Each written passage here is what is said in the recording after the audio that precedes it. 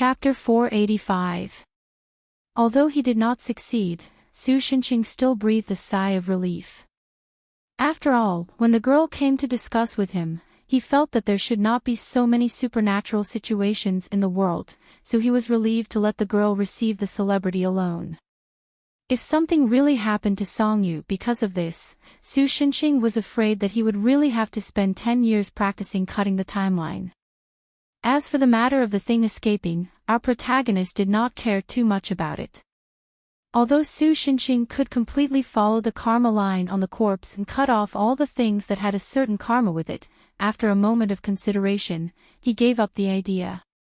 First of all, the scope of this move was relatively large. It should be known that the human skin coat used by the demon did not appear out of thin air, but was really made by killing and skinning a human. Although the female celebrity was still alive, and the origin of this human skin might just be an innocent person who looked more like her, there was no doubt that this human skin was still entangled with the karma of the deceased when she was alive. If Su Shenxing really did not ask whether it was right or wrong and directly cut off the corpse, the demon behind the scenes would definitely die, but the parents and even the 9 generations of the deceased would die together with it, and it would be troublesome. He did not want to see news like, "A shocking massacre happened suddenly, the cause of death of the deceased is still unknown, what happened to our country," in the newspaper the next day. Secondly, Su Shenxing's strength had been slightly out of control recently. Although his current performance was only to crush plates, break tables, and explode coke, it was to the extent that it would not affect his life as long as he paid a little attention. However, he was not sure what would happen if he really took out the holy sword of the end, Rolander. Fortunately, the current situation was not so bad that he was confused about the enemy. And the biggest contributor to the intelligence was Qin Xingyan, who had finally returned from the Bailu Temple. Half a month ago, the Bailu Temple was traveling at the expense of my grandfather. The traveling uncles found some very strange phenomena. Now that even Song Yu was involved, Qin Xingyan naturally wouldn't continue to pretend that he didn't want to trouble Su Shenxing. That wasn't being reserved, it should be called seeking death. Instead, he honestly told Su Shenxing and the others what had happened recently. Strange deviations have appeared in the beliefs of the world. Senior, you should know what beliefs are, right? Probably something like incense. Su Shenxing answered with uncertainty. Oh, you're half right. Apart from incense, the strong trust and longing for a certain creature from the bottom of one's heart could also be considered faith. In this era where spiritual energy is scarce, the heterogeneous spiritual energy produced by faith is also an important way of religious cultivation. Qin Xingyan continued, what my senior uncles found was that the amount of faith received by the Taoist temples and temples all over the country has strangely decreased. Your martial uncle is a Taoist priest, right? Aren't you afraid that you'll be beaten to death if you go to a monk's temple? Su Shenxing asked curiously. As soon as he said this, he found that other than Mo Li, who was still stroking the cat, Song Yu and Qin Xingyan were looking at him strangely. To be precise, it was probably filled with a sense of helplessness that said, "Can't you focus on something more normal?" Go on, go on." So old Su could only scratch his head and awkwardly say with a dry smile, "I'm just a little curious." At first, the head of the temple and the elders thought that because of the prosperity of science and technology in this era, people naturally ignored religion, so there was a phenomenon of a decrease in faith. Although it was uncomfortable, it was inevitable for the development of the world. It was something that couldn't be helped.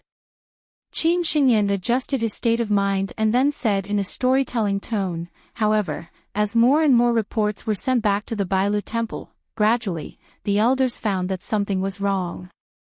Many Taoist temples in remote areas had a lot of people attending, but there was a decrease in faith.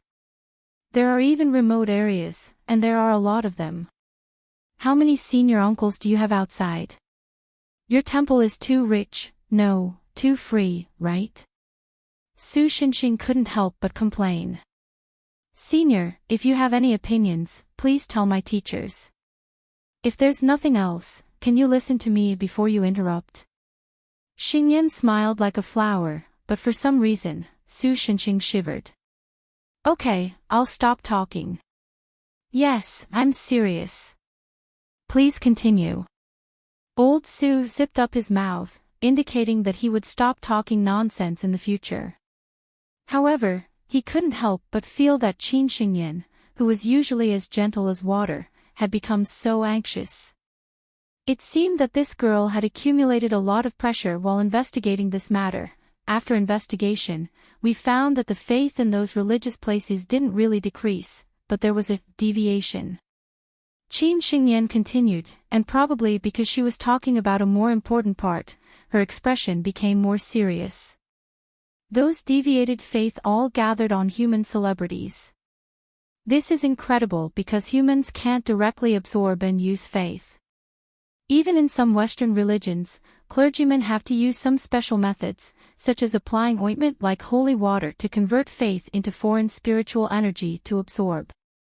So, we conducted a more in-depth investigation and found that those celebrities had unknowingly been replaced by a type of demon that we had never seen before. Those demons would secretly learn and imitate the expressions, movements, behaviors, voices, and language habits of the victims.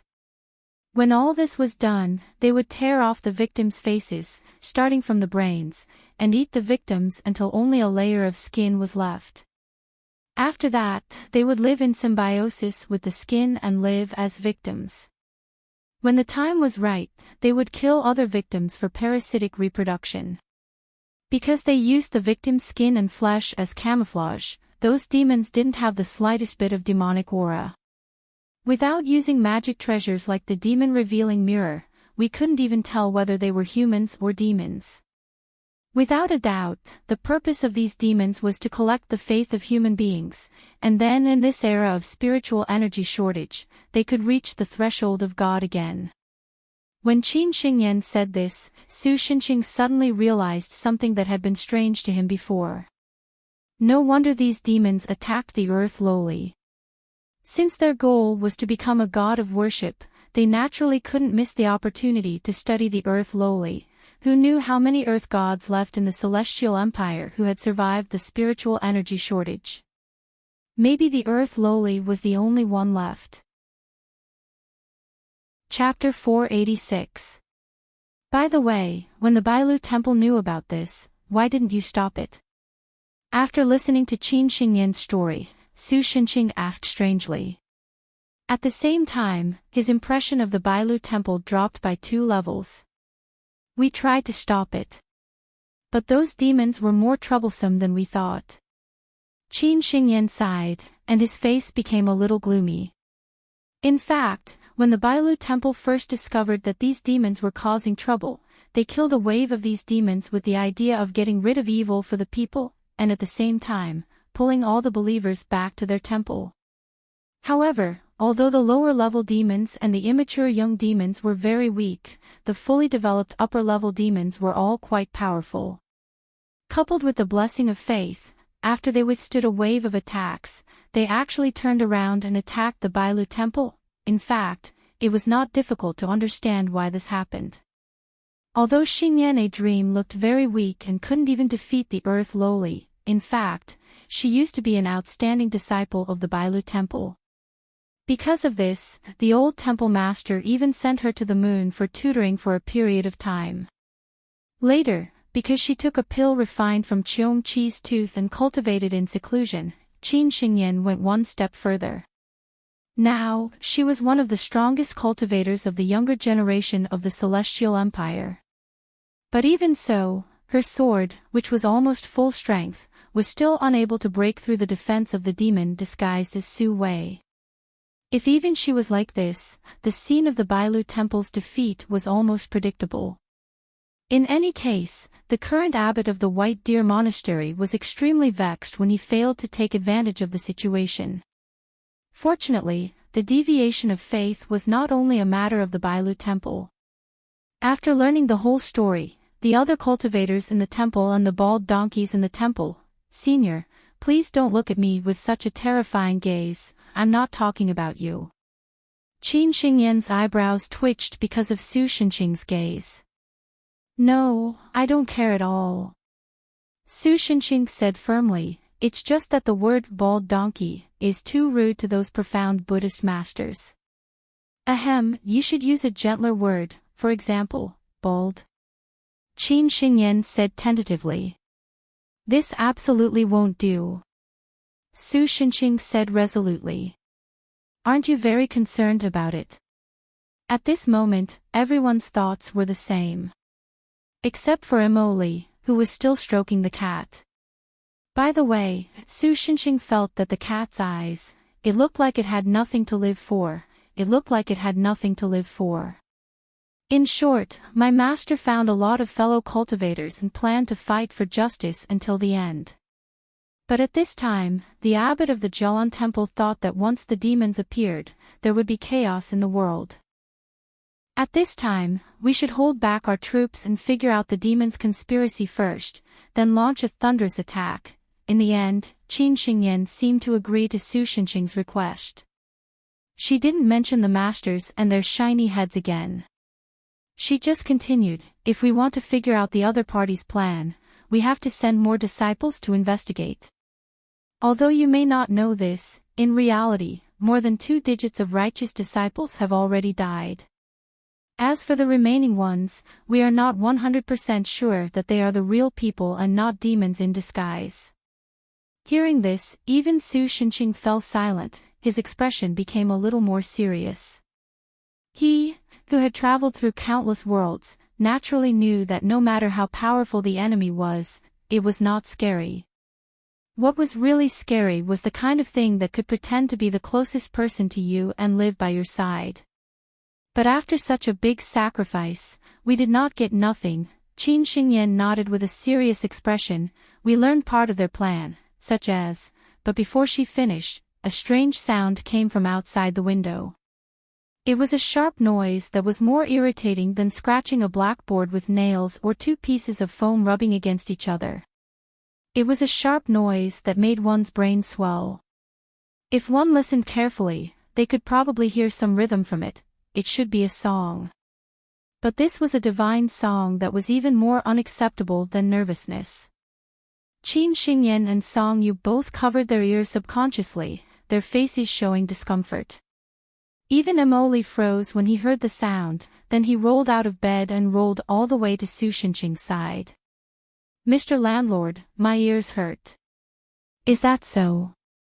Actually, I don't like to listen to this either.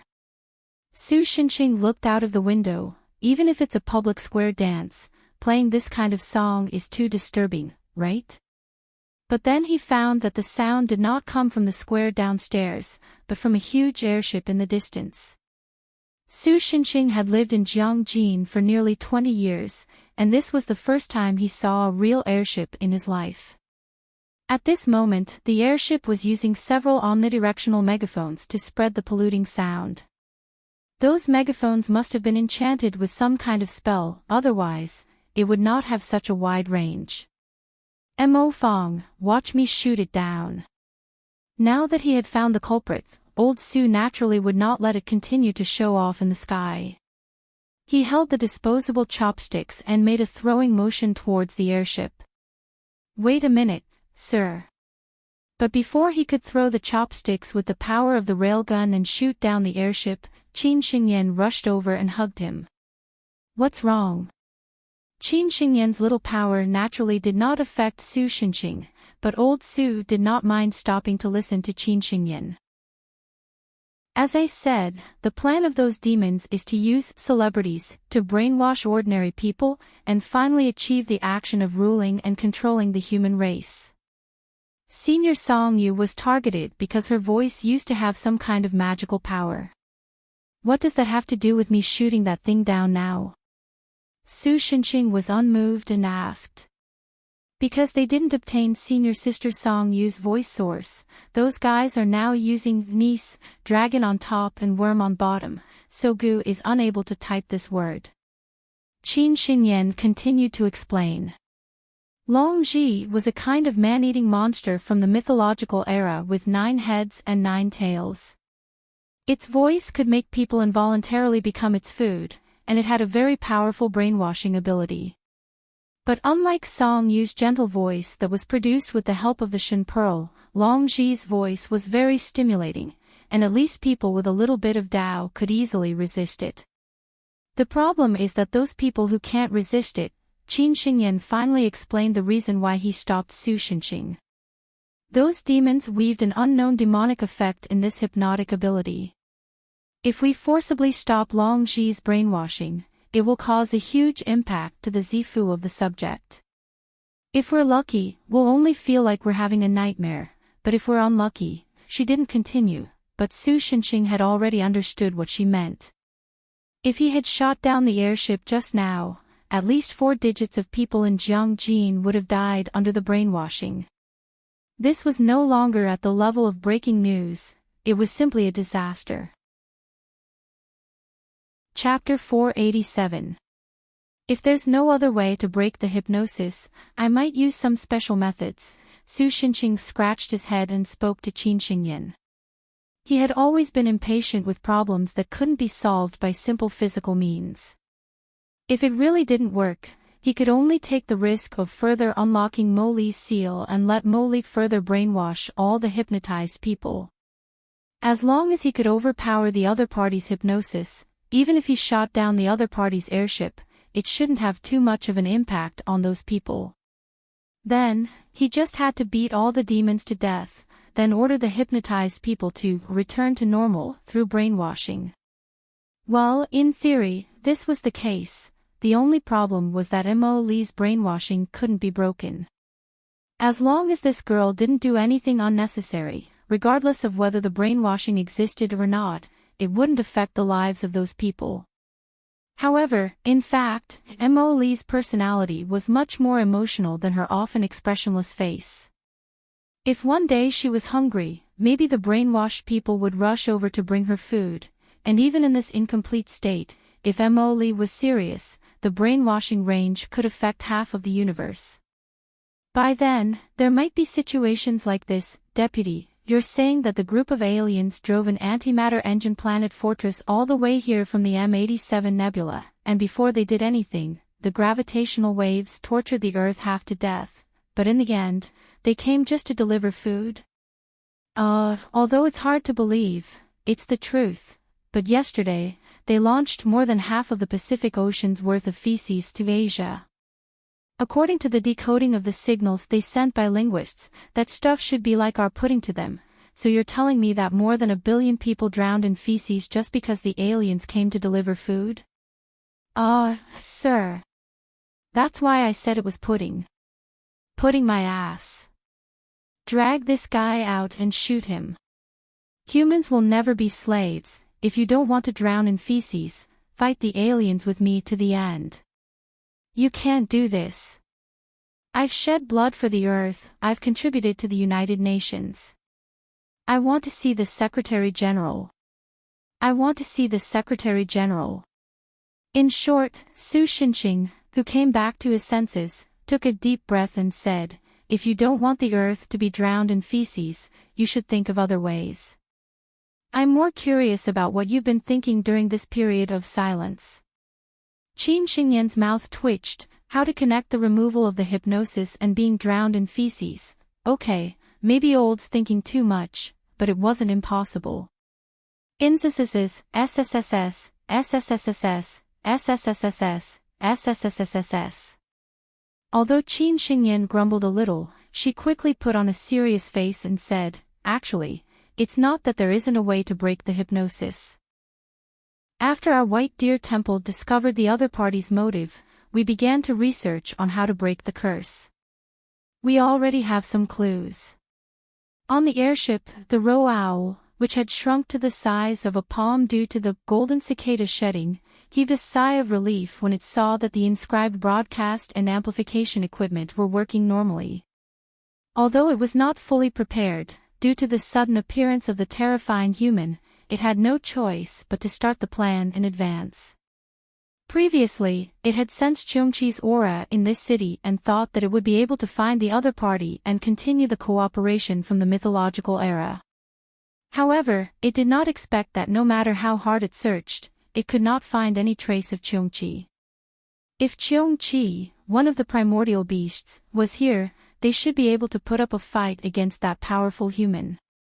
Cheongchi's strength was obvious to all. Even though it was called a beast, no one had been able to successfully subdue it since ancient times. This was enough to prove its strength. The roe owl itself also had considerable combat power. In the mythological era, when humans were not the masters of the land, they would even confuse the roe owl with the tautai out of fear.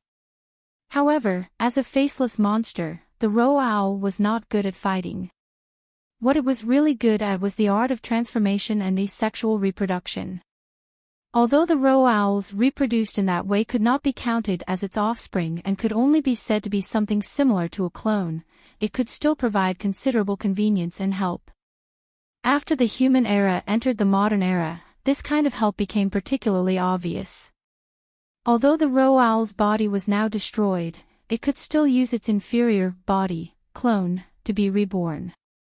However, that would require thousands of years of hard work to cultivate its body back to its original strength.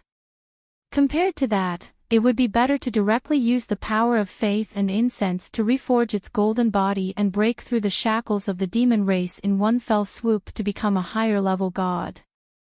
Damn it, if I had a little more time, the number of mortals I could control would not just be this insignificant county. The deviated faith was continuously flowing into the airship, and after being purified, it turned into the power of will that shone with a golden light. The wish power merged into a pool in the center of the airship and finally seeped out into golden silk threads. Next to the pool was an old-style wooden textile machine. At this moment, no one was controlling the textile machine, but it was constantly operating by itself, using the golden silk threads to spin out shiny golden cloth. Then, as if by invisible hands, these cloth threads were pulled to the roe owl's side, which was only left with a small piece of meat, layer by layer. After a while, the outline of a golden male body gradually took shape. Is this the body of a god? It's really great. After this experience, the roe owl had already made a follow-up plan. After that, it did not even need to continue to take risks and appear in person. It only needed to let its inferior bodies continue to erode human society and provide it with a steady stream of faith. It was afraid that it would soon become the strongest god in this barren world without much spiritual energy. However, just as its dream of conquering the world had just begun, a burst of passionate music interrupted its beautiful dream. The music was so high-spirited that it even easily overpowered its nephew on the airship. Yes, I can copy and paste it. Why didn't I think of that sound? What? The roe owl's eyes widened in anger. Almost at the same time, the originally bright sky outside suddenly darkened, as if time had turned from noon to late night in an instant. I have to believe it. What the hell happened? It stood up shakily, then controlled its newly acquired body, and while trying not to destroy the airship, it walked step by step to the window. Then, it was shocked by the scene in front of it. A huge statue of a goddess was slowly rising from the ground in the direction of the park in Jiangjin City. Looking forward to soon giving up again. The sky was covered by thick dark clouds. In theory, it was impossible for a monster to summon such thick clouds, except for the dragon clan who could summon clouds and summon rain. This is the truth.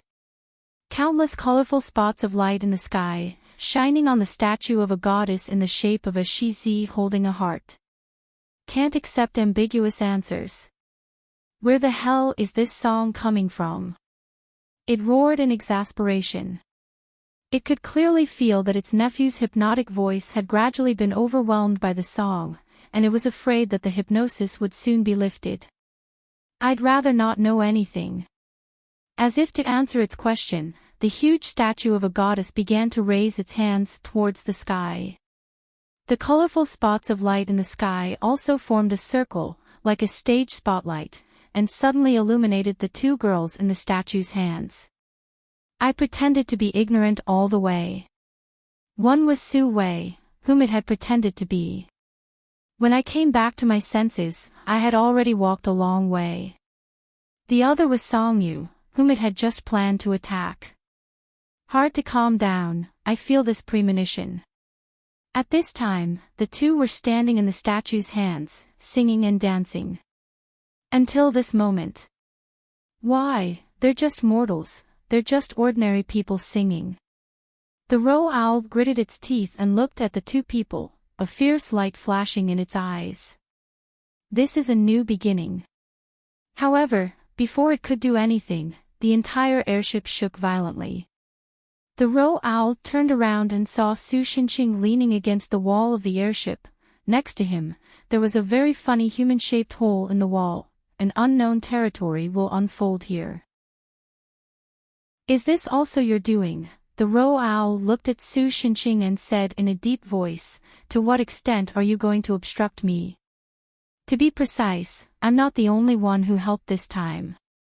Su Xinqing spread out his hands. The statue of the goddess was created by the earth Loli and the soul of the former earth god. The dark clouds in the sky were summoned by Brother Dragon on the prairie.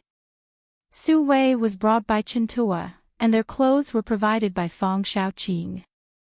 The colorful balls of light in the sky were the effects of the treasures and flying swords of the Bailu temple. Even Moli did a little work in order to spread the voices of the two singers throughout Jiangjin. Even the mortal Xiao Jingyi tried to maintain the traffic order because the driver was hypnotized and almost caused an accident. Only Su Xinqing did nothing. Because his job was very simple. I can't sing or dance, but my job is what I'm best at. He looked at the roe owl. Mr. Monster over there, you've violated. In short, you've violated the law. I'm going to enforce justice through physical means now. If you had come a little earlier, before my golden body was completed, then I might have felt troubled, but now it's all too late. I'm already a god. He glanced at the disposable chopsticks in Su Xinqing's hand. Although I don't know what kind of treasures you're holding, the treasures of mortals are almost useless against gods. Now, I'll use you as the first sacrifice after I become a god. After saying that, he stretched out his right hand that was shining with golden light towards Su Xinqing. Then, in the next instant, he was instantly killed by Su Xinqing's chopsticks. Looking at the loom that had stopped working, Su Xinqing turned his gaze to the still ongoing concert outside, and it could be said that it was the largest concert in the world. Isn't this singing pretty good? Looking at the girl's hard performance, Su Xinqing couldn't help but smile and say softly. Chapter 488. With such a big thing happening in Jiangjin, it was difficult to hide it even if they wanted to. If they didn't want another Tianqi explosion or Tunguska explosion to cover up the truth, they could only use some special methods. Fortunately, there was a bug in Jiangjin Mo. Although large-scale brainwashing was not easy to do, if the meme was used to subtly modify the memories of Jiangjin and the nearby residents, it would be no problem for the little guy to do something. As for the state organs, there was also the super administrative office to deal with it. Therefore, a day later, the National 5A scenic area silently added a statue of the goddess of Jiangjin. Because they hid Song Yu's existence, Su Wei's status was once again raised and she sat firmly on the top seat of Shaoying Entertainment. It was just that Shaoying Entertainment couldn't jump around in a short period of time because more than 30% of the people in it suddenly died. How could Shaoying Entertainment's competitors let go of such an opportunity? Therefore, Shaoying Entertainment was immediately splashed with dirty water. When it came to black-hearted enterprises, Shaoying Entertainment took the lead and left the second place, Fu Erkang, who didn't even know how many streets behind them. As mentioned before, old Su could follow the net line. Ahem, I meant the karma line to slash people. Although this was the first time he used chopsticks to slash people, the results were pretty good. Almost all of the Row Owl's clones were slashed to death by his sword. Originally, these troublesome matters had been resolved. In theory, people's lives should be back on track. However, there were still some people whose lives were still in a state of derailment. No, rather than saying that it was derailment, it was more accurate to say that it directly rushed out of the tracks and onto the highway, heading straight for the Tibetan Plateau. For example, Chintua's dream was to be an ordinary person, earn some money, get a wife, and live a peaceful life. In the end, he inexplicably formed a contract with a sword. Therefore, not only did he become a non-staff member of the Supernatural Management Office, but his life was also getting further and further away from his dreams. Recently, there was even a hot celebrity who kept running to his house. Su Wei wasn't like Song Yu, who had left the entertainment industry and lost her popularity. When it came to the little diva of the music industry, she was still a popular candidate, and possibly the only candidate. In short, Chintua felt that his underwear was about to be exposed by the paparazzi. Why was it so difficult to live a peaceful life? Of course, this has nothing to do with our protagonist, Su Xinxing. When the dust settled, old Su suddenly realized that he was free again. Even though Jiangjin University was about to start, the period before school started was actually the most idle. University students didn't have summer homework to do. Just when old Su was bored to death at home, an unexpected guest suddenly came to his door. Who is it? When old Su opened the door, he saw a guy in a black suit who looked like the SWAT officer he had beaten up in the Shaoxian snack shop. Old Su subconsciously thought that the other party was a Row Owl who had survived. Did he come here specifically to challenge me? Old Su almost sent him flying with a kick. You don't recognize me? The man pretended to comb his hair and then revealed a strange smile like a domineering CEO. Sorry, my family doesn't need any special service. Su Xinxing closed the door in disgust. Special service my ass. At least I helped you a few days ago, I'm Aoli. Let's not talk about favors or anything, is it really okay to just forget about it? The other party immediately grabbed the door frame and complained with an embarrassed face. Aoli. Su Xinxing pondered for a moment and then nodded. Oh, I remember now, it's the one who wrestled in Centaurus. Remember my ass. You've completely forgotten about it. You just found a random person to brush me off. Oh, I remember now, it's the one who wrestled in Oravia. No way. How much do you care about wrestling? Is it just my imagination? Why do I feel that the wrestling you're talking about is really weird? No, it's just your imagination. You just said no in a very low voice, right? It's really not my imagination, right? You're so noisy, Brother Long, didn't I just remember? No more idle chatter. Anyway, I came to you this time to ask for your help. After calming down a little, Aoli explained his intention to Su Xinxing. Sorry, Brother Long, I may not be able to help. I haven't said anything yet. Take it easy, if you want to live a good life, you have to be a cuckold. I didn't say that to you. Aoli looked like he was about to be annoyed to death by Su Xinxing. After so many years, I've already gotten over it. The worldly affairs can't shake my heart anymore. Then even if I tell the former Earth God that when I went to find you 2 days ago, you were flirting with a student in a bar, it's okay? I'm the great Lishui Dragon King, I've never been afraid of other people's threats. You want money or power, just name it. Aren't you scared right now? So what are you doing here this time? After having enough fun, Su Xinxing curiously asked the other party, hurry up and tell me, or I'll close the door and kick you out. You're the one who keeps interrupting and not letting me say it. Aoli was about to burst into tears. He even began to wonder if he had made a mistake by coming to this guy for help. While talking, Su Xinxing had already opened the door and let Aoli walk into the hallway. It was only after that the thing behind Aoli appeared in front of Su Xinxing. It was a meatball. No, if you looked carefully, it was a little fat boy that looked like a meatball. What kind of monster is this? Old Su Xinxing poked the little fat boy's head and asked Aoli, while the little fat boy bit Su Xinxing's finger in dissatisfaction. This is he should be from the same generation as my cousin.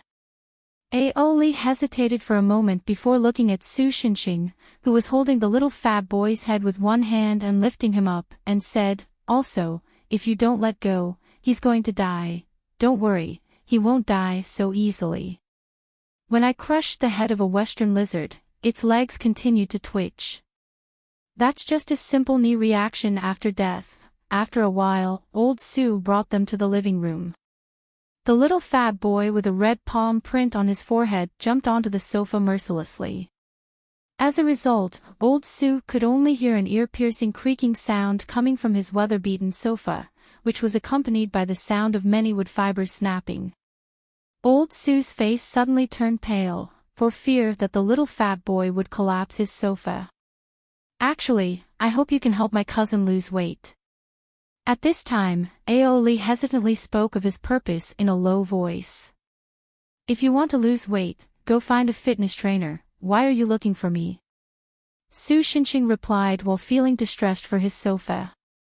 I did, but it's useless. Aoli looked embarrassed. Is it a rebound after losing weight?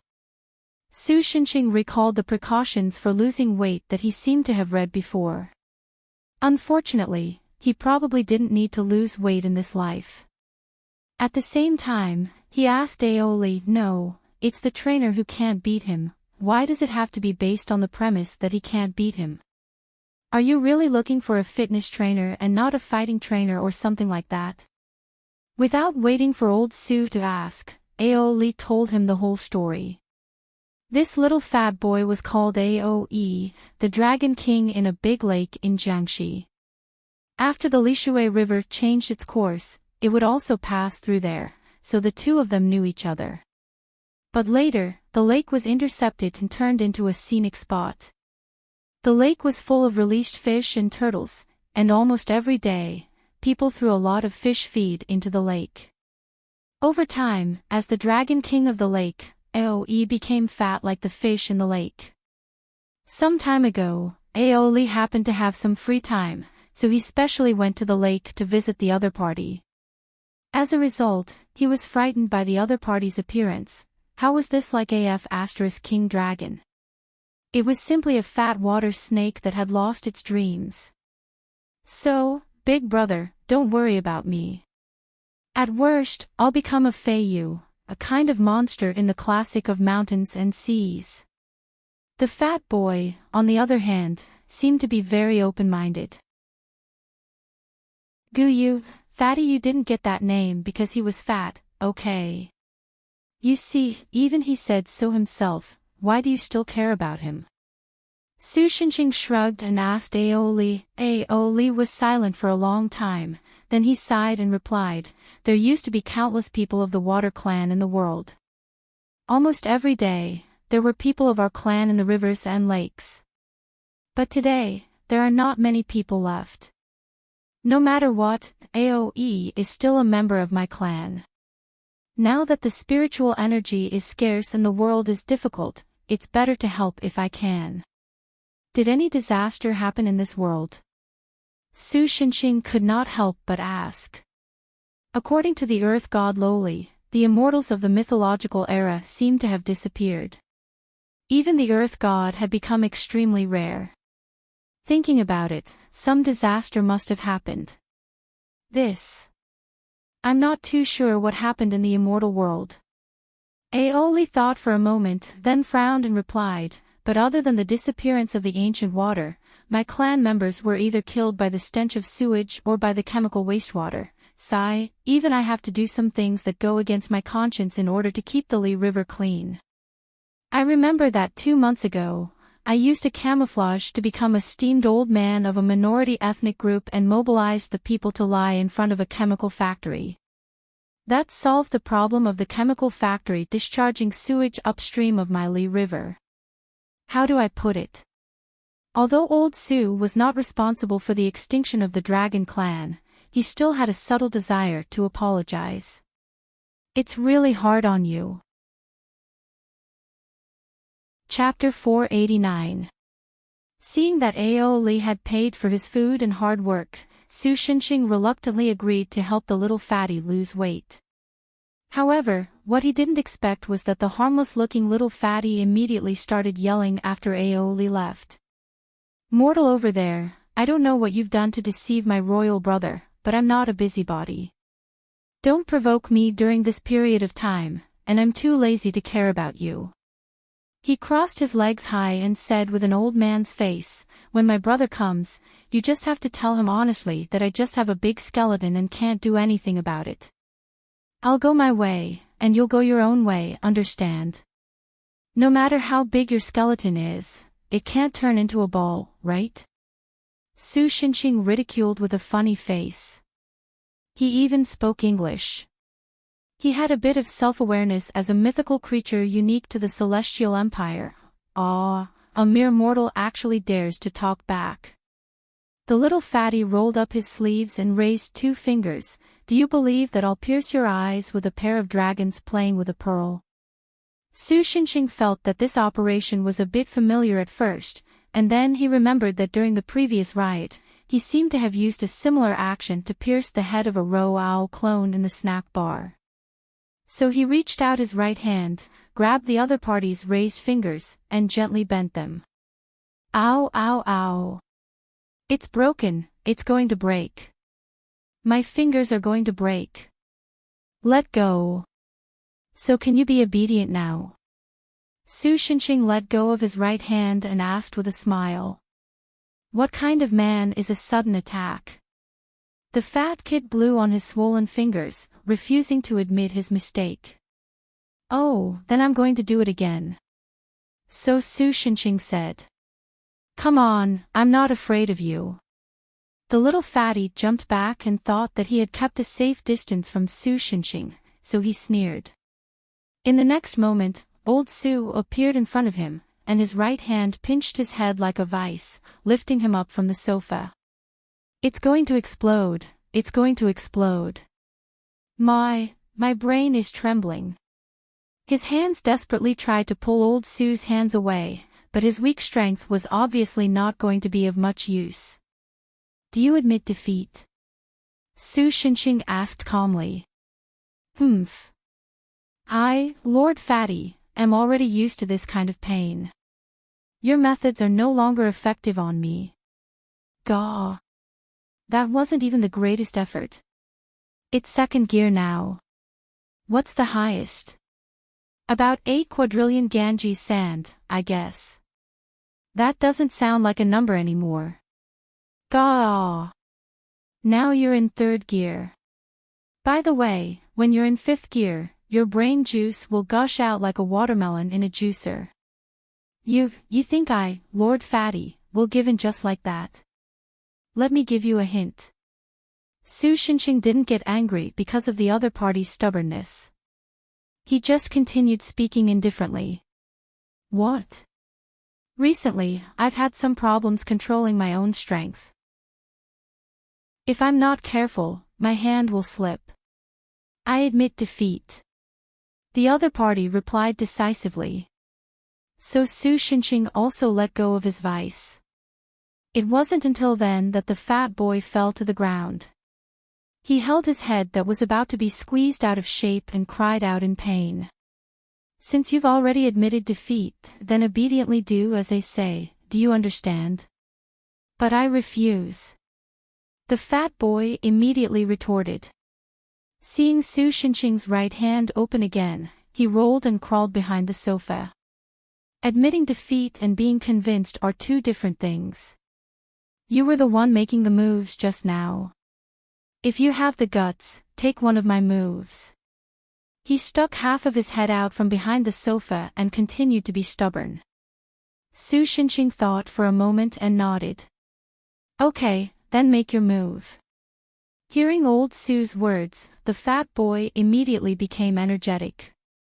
He pulled a certain distance away from Su Shinxing. From this point of view, this guy didn't learn his lesson at all, and then made a magical shockwave movement with his hands, looking like, I'm shaking before casting a spell. But after waiting for a long time, Su Shinxing couldn't help but yawn. The other party's big move wasn't ready yet. When will you be ready? Damn it, I haven't used this move for too long. I accidentally misdirected my meridians just now and am suffering from chi deviation. Wait a moment. Why does the feeling of relieving chi deviation feel like debugging? Su Shinxing, who was half illiterate in the cultivation system of the Celestial Empire, was dumbfounded. Just as old Su was considering whether to simply make a cup of tea, or plain water, and read the newspaper to pass the time, the fat boy's eyes suddenly lit up. He shouted, "There's an opportunity." A wave of pure water elemental magic power was like a vast ocean, majestically transforming into a force far greater than ordinary tsunamis that blasted towards Su Shinxing, who was caught off guard. This move was called Boundless Sea. It was majestic and contained the spirit of swallowing all things. In addition, the sea was unpredictable, and so was this move. Once this move was released, no one knew where it came from, and it was very scary. Then it was caught by Su Shinxing's palm, pinched and threw into the wastepaper basket. Damn it. The fat boy saw that the situation was bad and turned to run, but Su Shinxing appeared in front of him in the blink of an eye and pinched his forehead with his right hand like a vice. It's going to explode, it's going to explode. My big brain is trembling.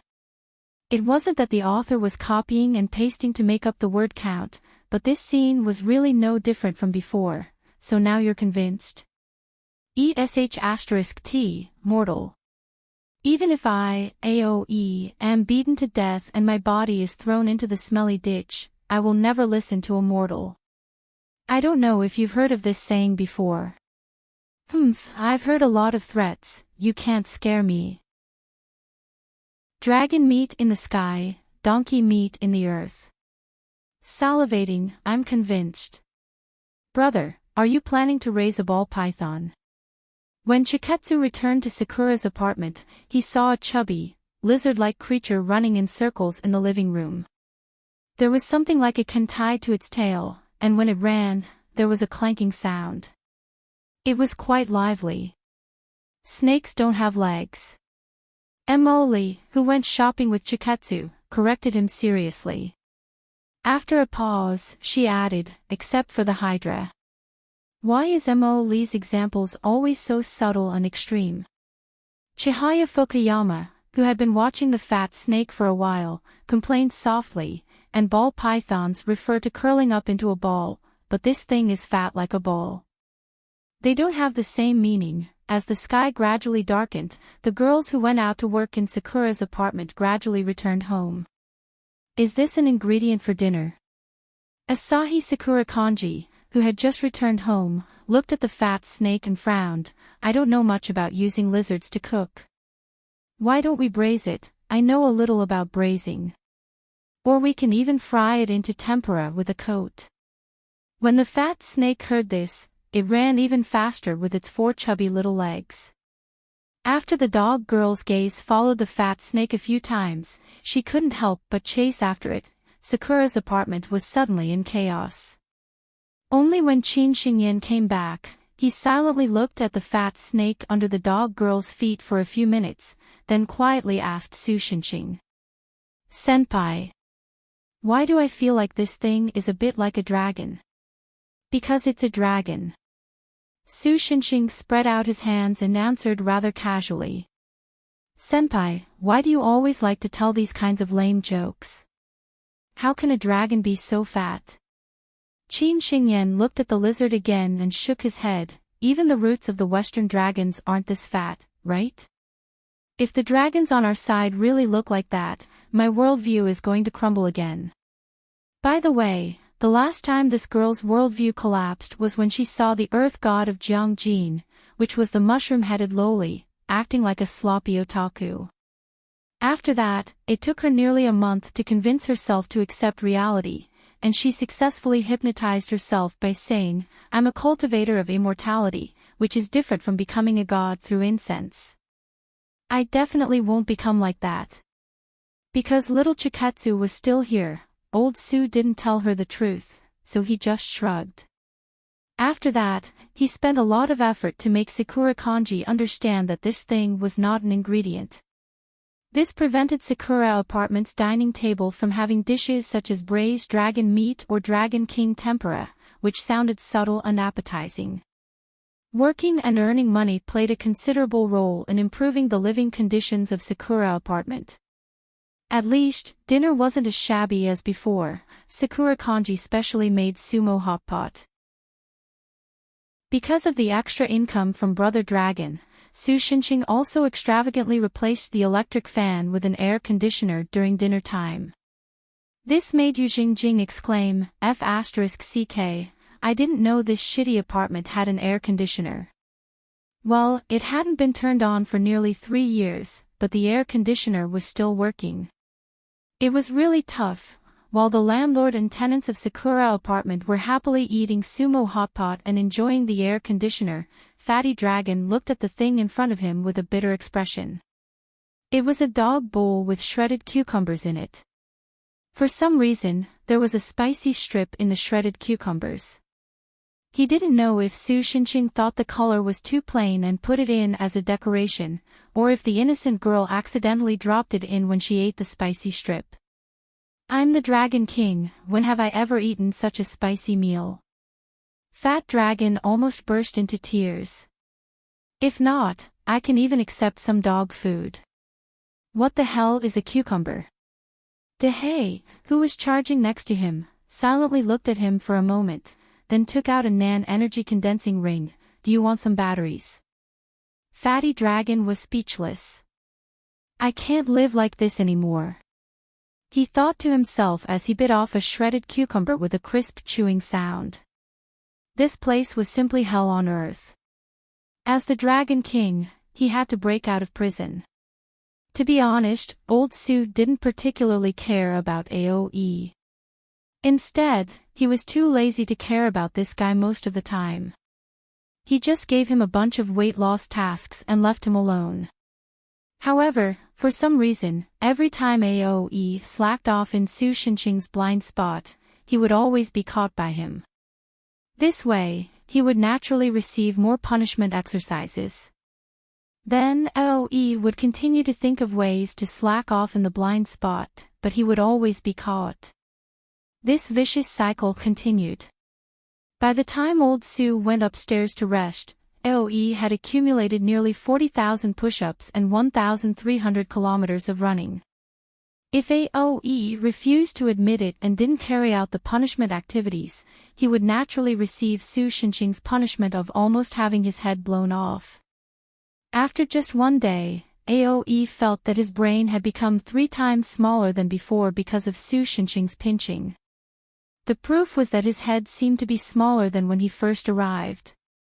It wasn't until this time that AoE realized why his brother sent him here to lose weight.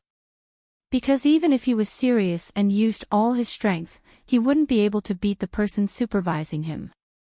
And if that person was a little more serious, he would be able to turn him into a dragon jerky.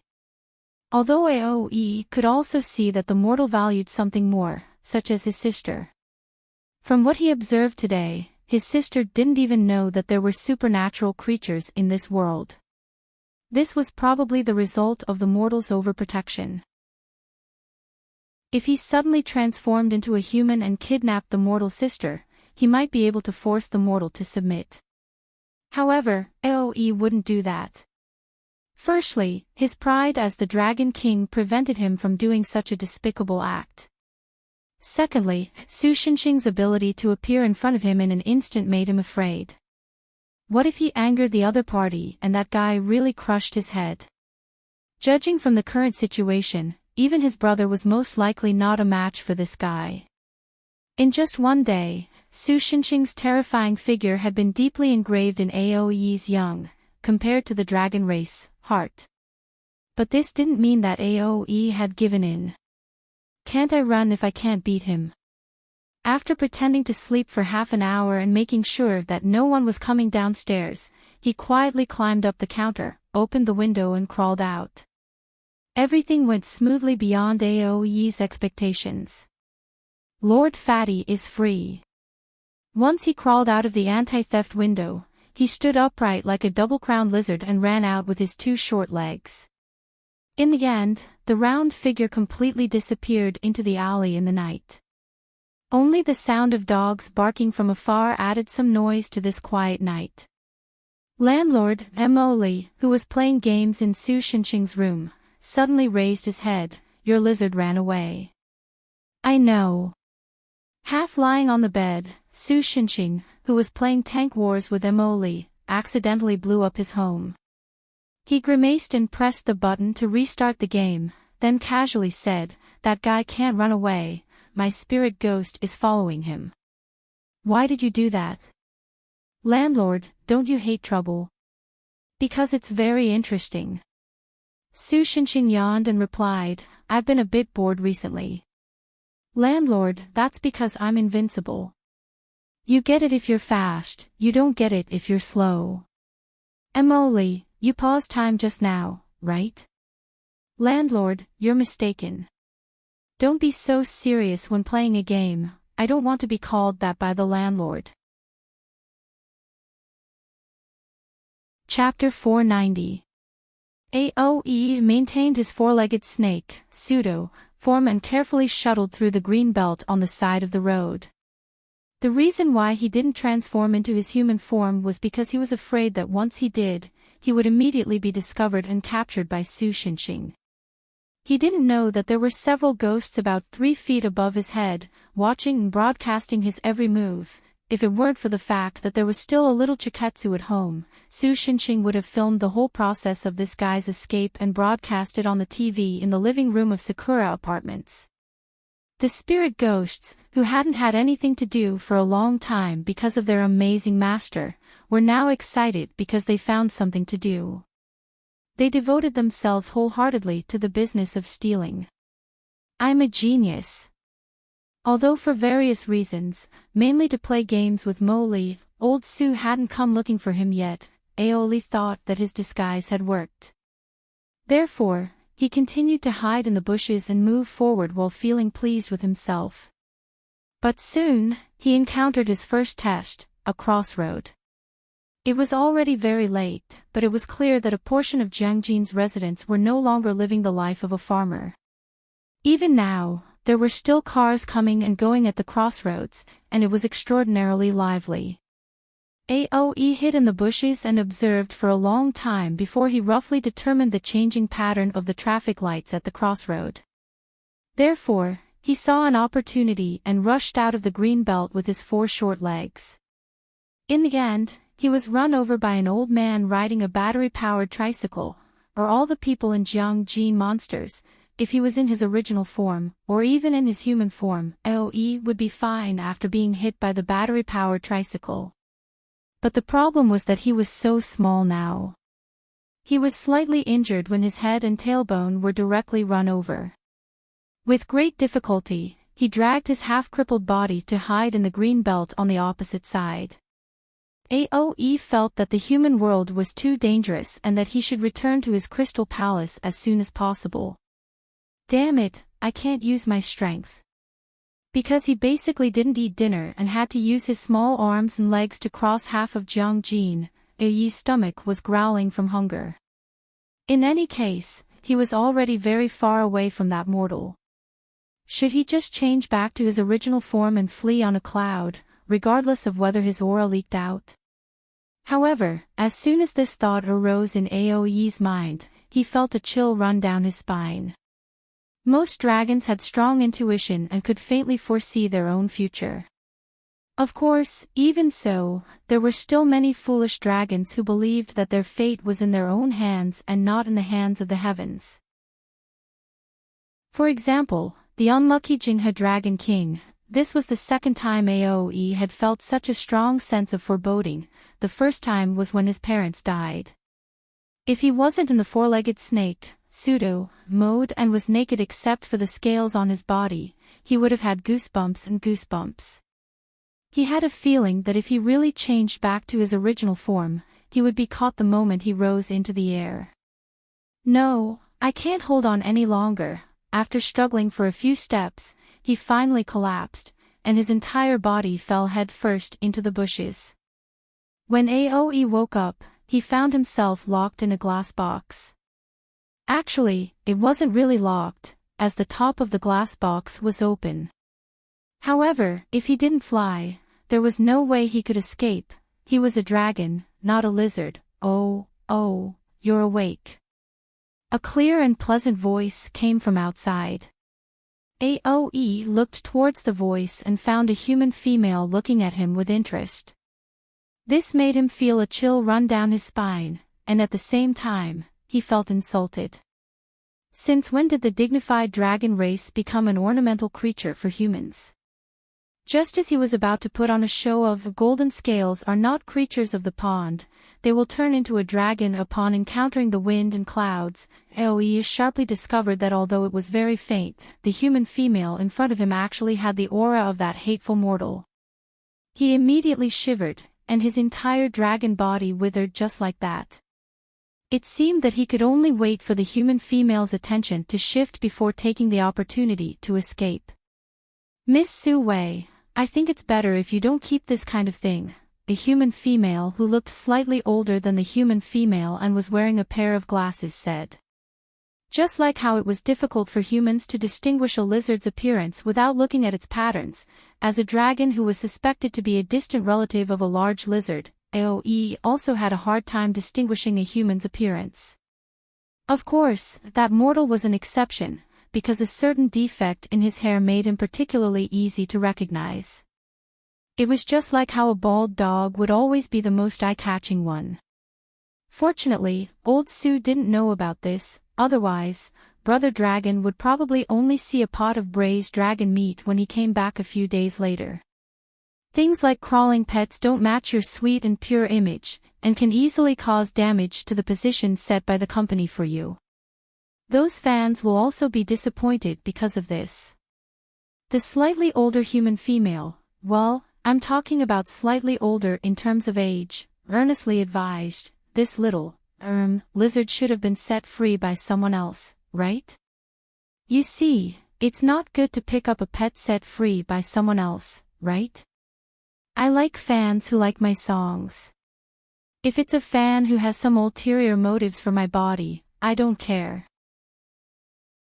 And instead of saying that it's set free, it's better to say that it's abandoned, right? Once a human pet is abandoned by its owner, even the most adaptable cat only has a 30% survival rate. This is the global figure, and it's even lower in China. You know, even the invasive species of crayfish are almost gone. Su Wei answered without hesitation, and at the same time, teased Aoe with something. Aoe glanced at the thing in her hand, rolled his eyes, and shrank into the corner of the glass tank. Damn it, it's a cucumber again. Su Wei didn't mind at all. Rather, if this mysterious lizard that she picked up was close to her from the beginning, it would be scary. Ever since the faceless monsters around her had all died, the company had assigned her a new manager. However, because of the previous incident, she always had some psychological trauma and disgust towards her agent, so she always kept a certain distance from her. Well, anyway, you're just raising a crawling pet at home. As long as you're careful, there shouldn't be a problem. Compared to this, the agent with glasses hesitated for a moment, and finally said, I think it's better if you don't continue to go to that boy's house. Su Wei, I know Miss Su Wei doesn't want to, but you have to think about the company. You're a beautiful female singer, and you always go to the house of a high school boy younger than you. Now, only a few tabloid paparazzi are aware of it. The company can still suppress it, but once it's exposed, your reputation will be ruined, and it won't be easy to make a comeback. You don't want to bear the name of an old cow eating young grass, right? Aunt May, I'm tired, you go back first. Miss Su Wei. Sigh, forget it, you're on your own. The middle-aged woman seemed to want to say something, but when she saw Su Wei's somewhat annoyed expression, she finally left. So the whole house quieted down. Su Wei poked Aoe, who was lying motionless in the glass tank with the cucumber shreds, and whispered softly, "You won't bite me, right?" Aoe rolled his eyes. This surprised Su Wei, and she carefully pulled Aoe out. Aoe didn't resist. In his opinion, this was a good opportunity to escape. "Oh, so heavy. You didn't sneak out, did you? You're so fat, you don't look like you were abandoned by your owner." Su Wei's unintentional words startled Aoe, and he almost fought back. Fortunately, he quickly realized that this human woman seemed to be just saying it casually. "Although I'm not particularly close to people, I don't have the desire to attack. By the way, what kind of lizard are you?" "Green iguana." "Maned lion lizard." "I don't think you look like one." "Lizard your ass, I'm a dragon." Aoe shook his tail in annoyance, expressing his dissatisfaction. Su Wei put him on the ground. Aoe's eyes suddenly lit up. "It's time." Just as he was about to run, Su Wei whispered, "I remember there's a can of beef for cats here." Aoe thought for a long time, and finally convinced himself that if he didn't eat and didn't have the strength to run, he wouldn't be able to escape. It wasn't until the girl put the can next to him that he started to eat. Not to mention, other than the taste being a little bland, the taste of the cat can also be counted as subtly delicious. Su Wei, on the other hand, was holding her face with her hands. While watching Aoe eat, she complained about the company as if she was talking to herself. Although most of his attention was focused on eating, Aoe still listened to Su Wei's complaints. What bothered him a little was that in a sense, the girl was like him. Her parents died in an accident when she was young. However, unlike Aoe, who was born to be the Dragon King and could live by lying down, Su Wei's life was much harder. This was also the reason why she worked so hard in the past, aiming to be a superstar in the music industry. The hard days when she was young made her insecure. It was also for this reason that she often ran to the house of the human male named Chintua. The previous storm almost destroyed the sense of security that Su Wei had built up with great difficulty. Only when Chintua, who saved her from all this, was by her side, Su Wei could feel more at ease. She felt that this was not a relationship because her purpose was not pure. But who could say for sure? And they said to think for the company. I was almost killed by the agents in the company. Why didn't they think for me? Finally, Su Wei looked at Aoe, who was licking the jar, and ended her complaints with the last sentence, "Alas, I really have nothing better to do. Why would I complain about this to you? You don't understand either. Or, it's because you don't understand and can't speak that I said these complaints to you. It's a pity that not only can I understand, but I can also speak." Aoe complained in his heart. At this time, Su Wei had already picked him up and put him back into the glass jar. "Good night, little lizard." After saying good night to him, the girl left the room, probably to take a bath. Aoe stretched out his short limbs, yawned, smacked his lips, and dozed off on the warm sand illuminated by the light. After a while, he suddenly woke up. "No, why am I relaxing? Isn't this the best time to escape?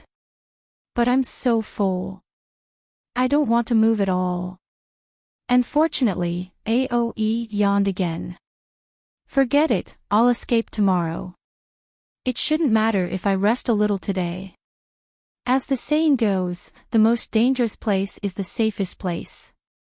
Even that mortal should be blind under the light." He casually found an excuse for himself, stopped thinking about running away, and went to sleep. 3 days passed in a flash. Aoe still did not escape from the house. It was not that there were no opportunities. In fact, there were many opportunities. Su Wei would always keep watch for him during the day and let him wander around the house. It was just that the canned food Su Wei fed him was so delicious that even the fat carp in the pond could not compare to it. In addition, the girls served Aoe like a pet, which made Aoe feel that he was the Dragon King for the first time in his life. Compared to staring at the water plants in a daze in the cold Crystal Palace, the human world was obviously more interesting. What's more, there was a human girl serving him. What's wrong with that? The only thing that made Aoe feel dissatisfied was that every night during dinner time, this girl would always ramble in his ear, making his food not as delicious as it was before. Otherwise, he would find a chance to help her, which could be considered as returning the favor. With this in mind, Aoe found 7 glass beads and planned to hide them at home, and then let Su Wei accidentally find them. Then, he would pretend to be the dragon god and fulfill her wish. Putting aside this somewhat ridiculous plan, Aoe gradually got used to this kind of life. However, on the night of the 3rd day, something strange happened. Aoe found that something had broken into the house while he was half asleep. At first, he thought that the terrible mortal had finally found his trace. He was so scared that his sleepiness instantly flew away. But then he realized that it did not seem to be the case. Even if he did not have much interaction with the monsters on the ground, he could feel from the breath that the intruder was not human, but a demon. He hid under the table, used the shadow as a cover, and quietly approached the intruder. The other party's purpose was very clear. As soon as he entered the house, he did not hesitate and went straight to Su Wei's bedroom. When Aoe found the other party, the face of the demon had suddenly opened like a chrysanthemum full of thorns, and was about to bite the sleeping girl. Chapter 491. You little demon, shut your mouth for this king. Although the demon looked like a zombie dog and was extremely terrifying to humans, Aoe was still a dragon. When he was young, he was not bound by the priesthood and had seen a lot with his elder brother. He had even seen the head of the Argila octopus in the sea who called himself an evil god. That was why his self-esteem was stronger than the average dragon. He surrendered after being tortured by old Su several times. How could he be frightened by a nameless little demon? Seeing that the girl, whom he secretly listed as a maid of his dragon palace, whose actual duty was closer to that of a poop picker, was about to die in the mouth of the nameless little demon, he could no longer hold back. He crawled out from under the bookcase and shouted. Then he realized that he was still in the form of a 4-legged snake. With his small arms and legs, he might not even be able to defeat a teddy bear, let alone a demon with supernatural powers. He might even be F***ked. If the little demon didn't know what was good for him and killed the girl when he transformed, that would be terrible. This human female had the aura of that terrifying mortal. Although it was only a very weak wisp, it was enough to show that the two of them should know each other. If someone he knew died in the mouth of a demon, and he was lucky enough to appear at the scene, he would most likely be angered by the demon and be chopped into dumplings. Fortunately, the nameless little demon actually stopped looking at him. She closed her strange-looking mouth and turned her featureless face to face Aoe. Although the other party didn't have eyes, Aoe had a feeling that the other party was staring at him. Isn't this young Master E? It's been a long time. Then, although she didn't have a mouth, the other party let out a hoarse and ear-piercing voice similar to that of a human old woman. Aoe was shocked. He didn't expect that someone could recognize him in his 4-legged snake form. But he couldn't remember who he knew who looked like this. She didn't even have any facial features. He couldn't say that she looked familiar at all. Who are you? So he asked carefully. I'm Roao, a friend of your parents. I even carried you when you were young. F***ck, I don't know her.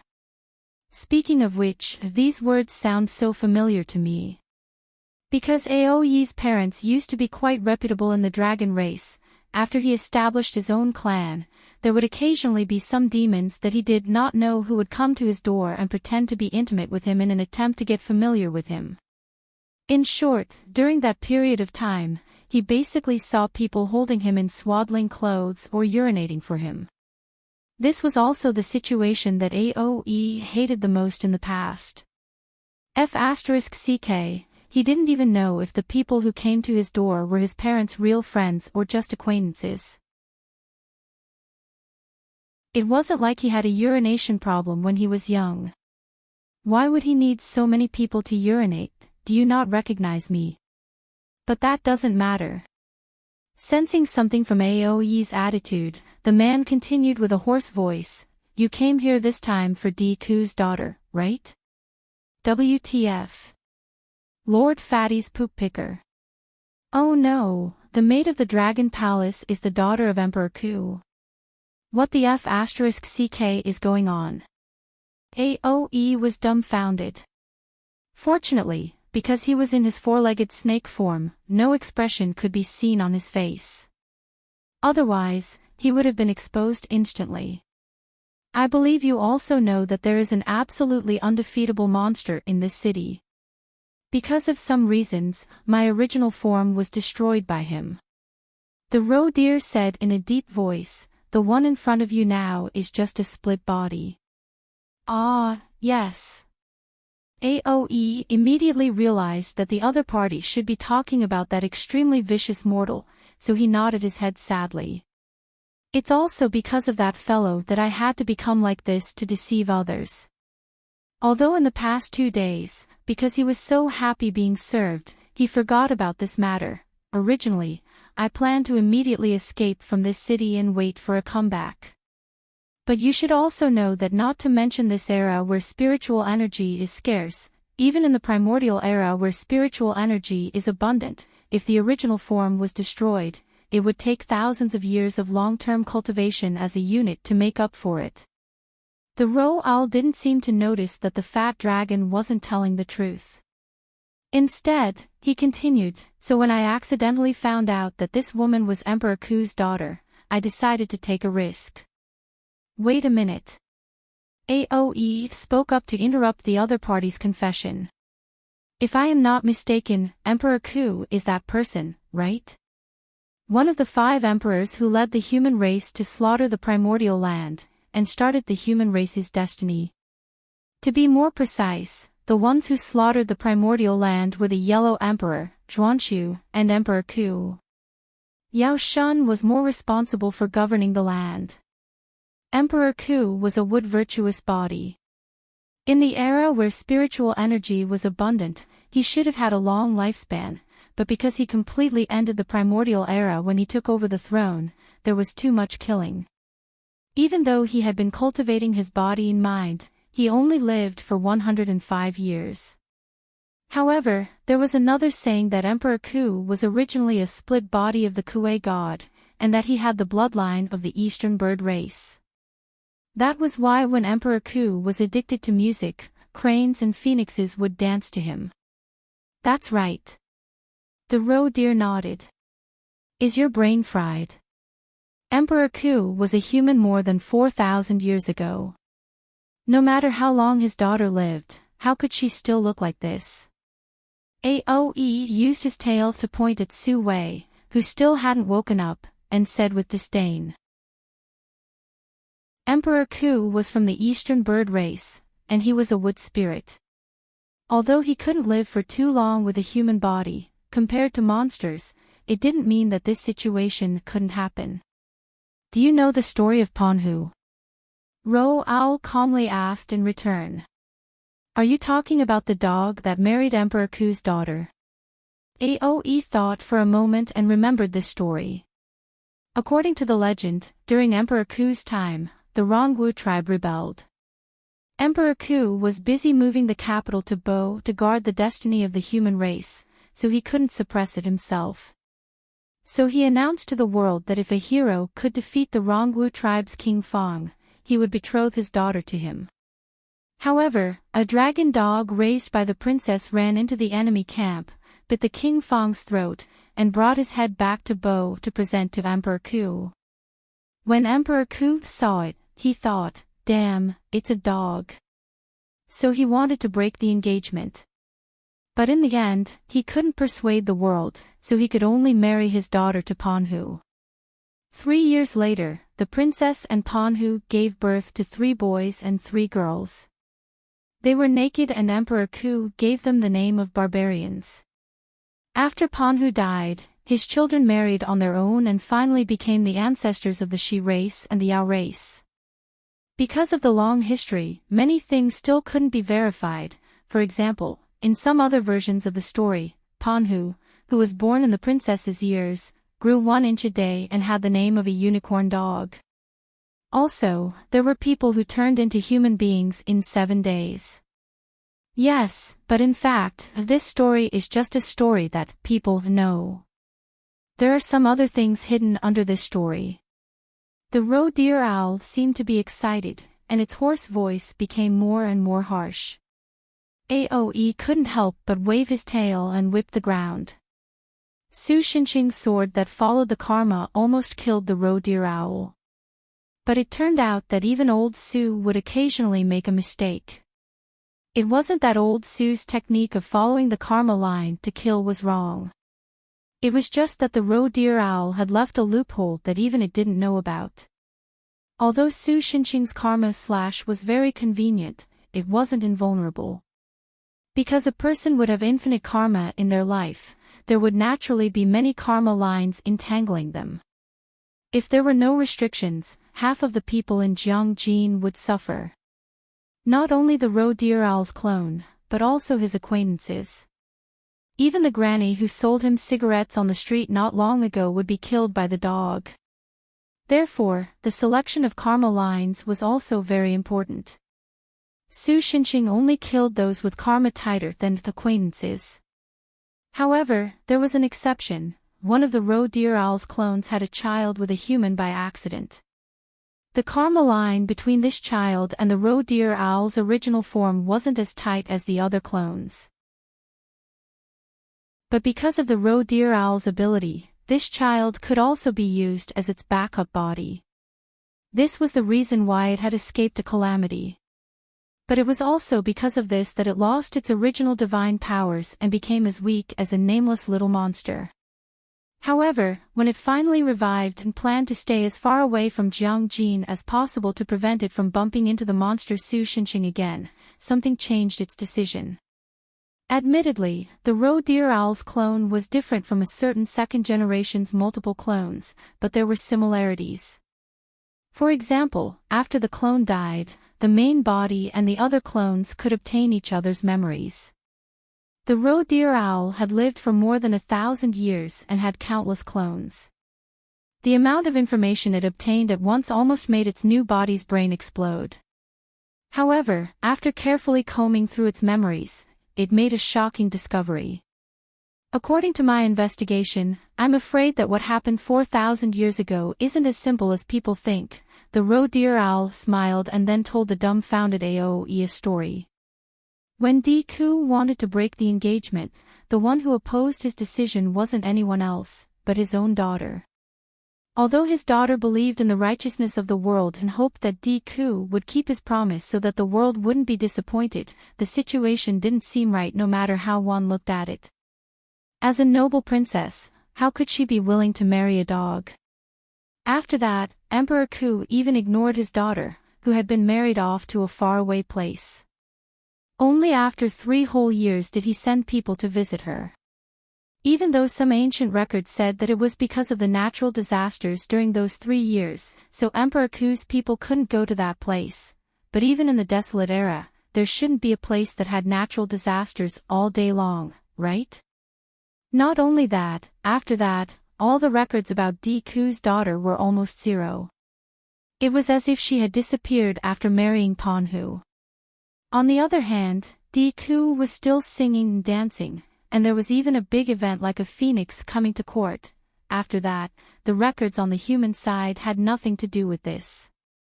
Instead, the ancient records left by the Eastern Divine Bird clan recorded some very interesting things. For example, the phoenix that went to visit Deku laid an egg after returning to the Divine Tree's parasol tree. Do you know what this means? Deku gave the phoenix to what? Aoe guessed subconsciously. The roe deer owl thought that this kid's thoughts were so dirty, but then he immediately understood. Dragons were naturally lustful. Look at Chow Fong, the third of the 9 sons of the dragon. Wasn't he born after a dragon fucked a phoenix? Sorry, I didn't make it clear. The roe deer owl continued, instead of saying that it laid an egg, it's better to say that it brought an egg back. After that, the phoenix has been guarding the egg and never left the Divine Tree's parasol tree. You mean, Deku hid his daughter in the phoenix egg? Aoe finally understood what the roe deer owl meant. That's right. The last phoenix in this world passed away 3 years ago. And the human entertainment company, Shaoing Entertainment, also found this girl called Su Wei 3 years ago. It's too far-fetched to say that it's a coincidence. It's as if the last phoenix has been secretly guarding her, not letting her be discovered. Actually, the roe deer owl didn't say anything that could prove that Su Wei was different from the others. For example, half a year ago, the talent show was still in full swing. At that time, there were 2 people who attracted the most attention, Song Yu and Su Wei. Song Yu was a mermaid. In fact, she had the protection of the sea serpent's pearl, but the roe deer owl didn't know that. He only thought that Song Yu was a special monster, so it was normal for her to sing with a voice that was far more charming than a human's. However, it was strange for Su Wei, a normal human, to have such a powerful voice. At that time, he only thought that Su Wei was talented. He only wanted to get rid of her after he figured out her expression and movements. He failed in the end and caused his own NGs. Now that he thought about it, he almost regretted it. Although Su Wei was still a human, she hatched from the phoenix egg. In another sense, she was the daughter of the phoenix. It was not hard to understand why she was so much better than a normal person in music. Although I can't help but admire the phoenix for guarding Deku's daughter for 4,000 years before the girl was born, what makes me feel more emotional is my luck. There is no such thing as a monster's path. This is my great opportunity. Wait a minute. Although you can deduce such a, strange story from this pile of old papers.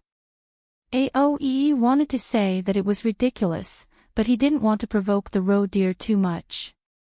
So, he used a more tactful way of saying, but even if this girl is Deku's daughter, she's just a human, right? Ordinary humans are no different from ordinary beasts to demons as food, right? No, that's not it. The roe deer said in a proud voice, Deku has the body of wood virtue, which is full of vitality and power of growth. Plus, she has been nourished by the phoenix for 4,000 years. The accumulation of blood in her body has reached a terrifying level. As long as I can suck her blood dry, I can recover my original strength and even go further. There was one more thing that the roe deer didn't say. The story of the 3 sovereigns and 5 emperors was widely spread. Although most people couldn't tell who the 5 emperors were, at least the name was still there. Plus, the 3 sovereigns and 5 emperors could be said to be the ancestors of all the people in the Celestial Empire. The power of faith accumulated by them was even more powerful and terrifying. Although Deku's daughter was only one of the 5 emperors' daughters and couldn't directly share the faith of the 5 emperors, the deviation method that the roe deer created could still work. Even if the deviation was only 1%, it was still possible for the roe deer to recreate a golden body. Then, as long as it avoided the monster in Jiangjin, it would be able to do whatever it wanted. As for the little dragon in front of it, the roe deer didn't really want to share the benefits with it. It was just that the life force of Deku's daughter was too strong. If it swallowed it rashly, even if it didn't explode and die, it would take a long time to digest it. At this time, it couldn't be better if there was an idiot who could help it eat it first. Just like what the roe deer said, it did know AoE and knew that AoE was a little dragon. A little dragon wouldn't be able to digest such a strong life force. If it really wanted to, it would explode and die the moment it swallowed Deku's daughter. Not only would it be able to continue to enjoy the life force of Deku's daughter, which was softened by the dragon, it would also be able to bathe in the dragon's blood and increase its success rate. I'm still your elder. It doesn't matter if I let you have a bite first. She's just a human.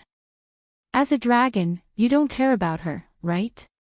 It said to AoE in a deep voice. If it wasn't for the fact that it didn't have any facial features, it would have a simple and honest expression on its face.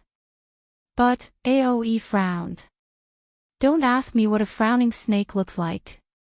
He looked at Su Wei, who still hadn't woken up, and hesitated. There's no buts. AoE, don't forget how your parents died. It's all because of humans. Humans aren't just the enemies of us monsters, they're also the enemies of the dragon race. Do you need any pity for your enemies? The roe deer's words became more urgent. Hearing it say this, AoE gradually grew bigger. In the end, it actually occupied more than half of the room. Yes, that's right. The roe deer's voice sounded very satisfied. In the next moment, AoE opened his dragon mouth and fiercely bit down. You. But it wasn't Su Wei that bit, it was the roe deer. When did you have the illusion that you can order a dragon king around? AoE said in a muffled voice.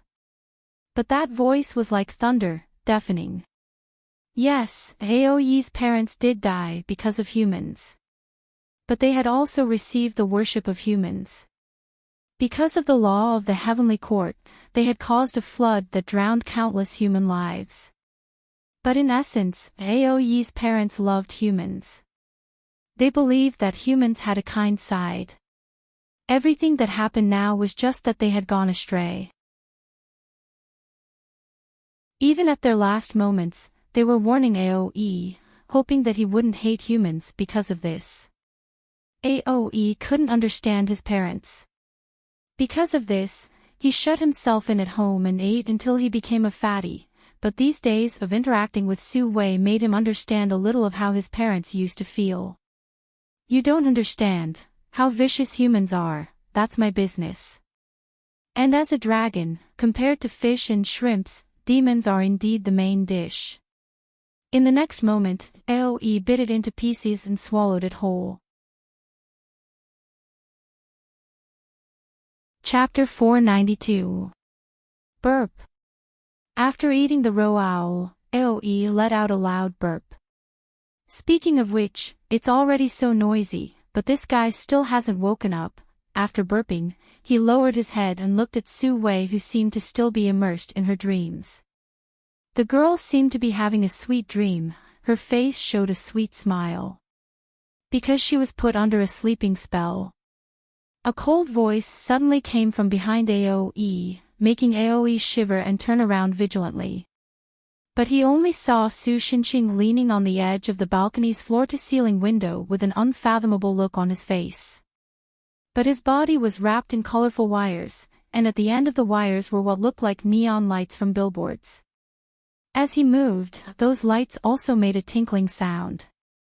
What made AoE want to ridicule him the most was that this guy probably walked through someone else's clothes drying place, and now he was wearing a C-cup bra on his head, but he didn't seem to notice it at all. Don't try to pose like a superhero with such an embarrassing look. Then, AoE suddenly remembered that the current situation seemed to be unfavorable to him. Obviously, this ferocious human rushed over to rescue his friend because she was attacked. And the current scene was that he was the only one in the room. AoE had turned into a dragon with his mouth wide open, looking like he was about to swallow someone. The human girl was also put under a sleeping spell. No matter how you look at it, I'm the murderer. Aoe, who was feeling guilty, immediately began to look around, trying to sneak out of the room before the ferocious mortal could react. As a result, before he could find a way to escape, the human had already jumped from the balcony into the room. In the process, he smashed the floor-to-ceiling window, scattering glass shards all over the floor. To be honest, Su Xinxing's body was wrapped in wires, his head was full of glass shards, and his brow looked very funny. But Aoe found that he couldn't laugh at all. Although he had long known that the mortal in front of him was strong, Su Xinxing didn't feel anything because he was just fooling around with him, although he almost beat the dragon's brain out. At this time, Aoe really realized the horror of the other party. Even if he was still not serious, just a little bit of seriousness was enough to make him, a dragon, unable to move. This made him inexplicably horrified. Are you kidding me? When did the mortals become so strong? Why the hell is this human cultivating to be an immortal? This guy can casually pull an immortal down from heaven and beat them to the ground. As old Su approached step by step, Aoe also felt the biting cold pressure. Even though he was standing still, the pressure made his face feel like it was being scraped by a cold wind. It stung. A moment later, he even found that the scales on his body had cracked. Of course, it wasn't because he was attacked, but because he was too nervous and began to shed his skin. You really haven't learned your lesson. The sneer on Su Xinxing's face disappeared completely, and he slowly raised his fist toward Aoe. The dragon's ability to perceive danger made Aoe's scalp tingle. He even felt that goosebumps were about to grow on his horns. He was so scared, but his body was so stiff that he couldn't move. The next moment, Su Xinxing swung his fist. But the fist didn't hit Aoe. He swung empty air. Even so, Aoe felt as if he could vaguely hear the screams of something.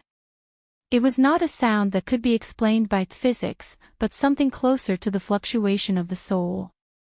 It was not until this time that the pressure that made him unable to move suddenly disappeared. Aoe fell to the floor with a thump, smashing a hole in the solid wood floor. His hard dragon horns even poked the 48-inch LCD TV hanging on the wall. But he couldn't care about these trivial things. Like a rabbit escaping from a hound, he gasped for breath.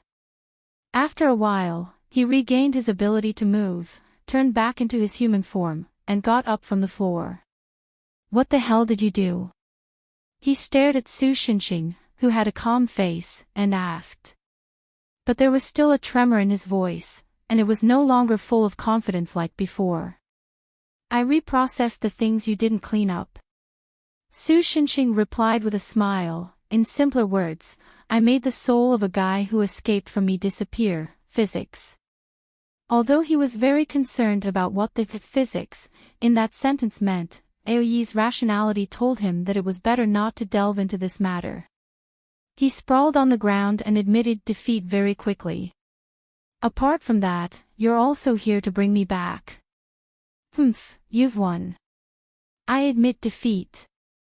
Speaking of this, I do have something to tell you. The smile on Su Xinxing's face disappeared, and his expression became a little serious, but before that, with a whoosh, he teleported to the bedside and knocked Su Wei, who was about to wake up, unconscious again. I need to cast another hypnosis spell, physical. So what the hell is that, physics? Isn't this human woman your friend? Aoe shouted in his heart. Of course, due to old Su's abuse of power, he still didn't dare to ask. Originally, I wanted to let you stay here for a little longer, because the effect of losing weight here is unexpectedly good. Su Xinxing said as he looked at Aoe's current figure, but your brother came to me again this morning. Although I suspect that his main purpose was to come to Jiangjin to see his old lover. He said something about you. Something about me. Aoe tried his best to ignore the main character's slander of Brother Long. He wanted to ask who Brother Long's old lover was, but instead, he focused on the second half of the sentence, which seemed to be the subject of the sentence. Although it's a bit embarrassing. But since yesterday, you are no longer the Dragon King. Su Shenxing continued. What? It means that your clergy has been removed. Only then did old Su put down his serious expression and said with a gloating expression. Wait a minute. Don't use a casual tone like, today's cabbage only costs 35 cents to talk about such an important matter to me. Wasn't your previous clergy the Dragon King in the wishing pond outside the temple? Su Shenxing thought for 5 seconds, and then decided to say a little more clearly, but that wishing pond was filled in by construction yesterday. What the hell? Chapter 493. Theoretically speaking, when a god's divine authority disappears, the god would also disappear. The best example would be in the past world line. Brother Dragon Ao Li lost his divine authority as the Li Shui god due to the change of Li Shui's path and disappeared just like that. If the death of the modern river gods was half due to pollution, then the other half was due to the change of the water system. However, after Aoe heard the news from Su Shenxing for a few minutes, he still didn't see any signs of disappearing. Thus, he thought, could it be that this guy is teasing me? Let me guess what you're thinking right now. This evil, terrifying bald mortal is teasing me. I'm not going that far. So you're still thinking about it. Tell me honestly which part of it you're thinking about. Su Shenxing once again showed an evil, terrifying smile. I'll punish you according to the description. For example, TCH, you're definitely going to pinch my head again. Let me tell you, the same trick won't work on a dragon. Secondly, before Aoe could finish, Su Shenxing drew a line across his neck with his hand. For example, I'll kill it directly. Coupled with the appearance of a bra, there was a strange persuasiveness. It was probably the feeling of, you can even do such a shameless thing, let alone kill a dragon. Sorry, I wasn't thinking about anything. After the other party admitted defeat, Su Shenxing didn't continue to pursue the matter. He just casually sat on the sofa in the bedroom, looked at the little fatty who was sitting, or kneeling on the floor, and told him the ins and outs of the matter. This matter had to start from Brother Dragon, who was not here. Perhaps Su Shenxing's intervention had caused Ao Li's life trajectory to deviate, or perhaps there were some minor changes in the Li River over the years that would not affect the main branch. In short, unlike most water gods, Ao Li could leave the Li River under his jurisdiction and wander in the human world for a long time. Although the distance he could wander was related to the Li River was a river that ran through most of the territory of the Celestial Empire, so Ao Li could almost travel across half of the Celestial Empire. It was also because of this that he was able to find Aoe in the small lake that had almost been cut off by humans. No matter how one looked at it, Aoe could be considered an elder. Naturally, he had some connections in the human world. Not long ago, during a trip, he learned from one of his sources that Aoe's small lake was about to be filled up. After entrusting a human friend who didn't know the truth to confirm the authenticity of this rumor, Aoe immediately began to make a move to stop this project. After all, Aoe was the only remaining member of Brother Long's kind, and he still valued this little brother. However, that small lake was originally a pond for a temple built by the lake. If the temple wanted to expand, it could only fill up the lake and create land. Although most modern temples were just for believers to burn incense and had nothing to do with supernatural forces, that temple was not one of them. It was the representative of a certain Buddhist sect that had been passed down since the Tang dynasty. Aoe's behavior was regarded as a provocation to the temple. In addition, he was unwilling to expose his divine nature. In the end, he was also regarded as a little monster who wanted to cause trouble in the human world. He almost followed in the footsteps of the White Lady and was suppressed under the stupa by those bald men. Since the simplest and most direct method did not work, he could only choose a slightly more troublesome method. If the divine right disappeared, the god would also disappear, but this relationship was not absolute. If a god wanted to live, it was not impossible as long as he could find another empty clergy and take it before his divine right disappeared. After the original clergy disappeared, he would continue to live as a god with another clergy. Aoi intended to use this method to find another clergy for the little fatty Aoi and take it. But this matter could not be known to Aoi. Gods were stronger than most living creatures, but they were also weaker than most living creatures. When a god's mind was shaken and even doubted himself and the meaning of his existence, even if the clergy still existed, it would disappear because of self-denial. This situation was not common for those who spent hundreds of years and finally ignited the divine fire to prove their Tao. After all, without a strong heart, it was estimated that it was impossible to reach this step.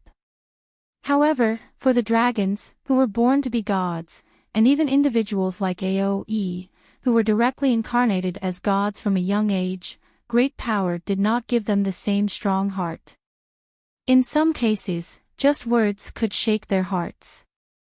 This was why in the mythological era of Huaxia, there were always stories of dragons being slaughtered, and there were even tricks such as the skill of dragon slaying.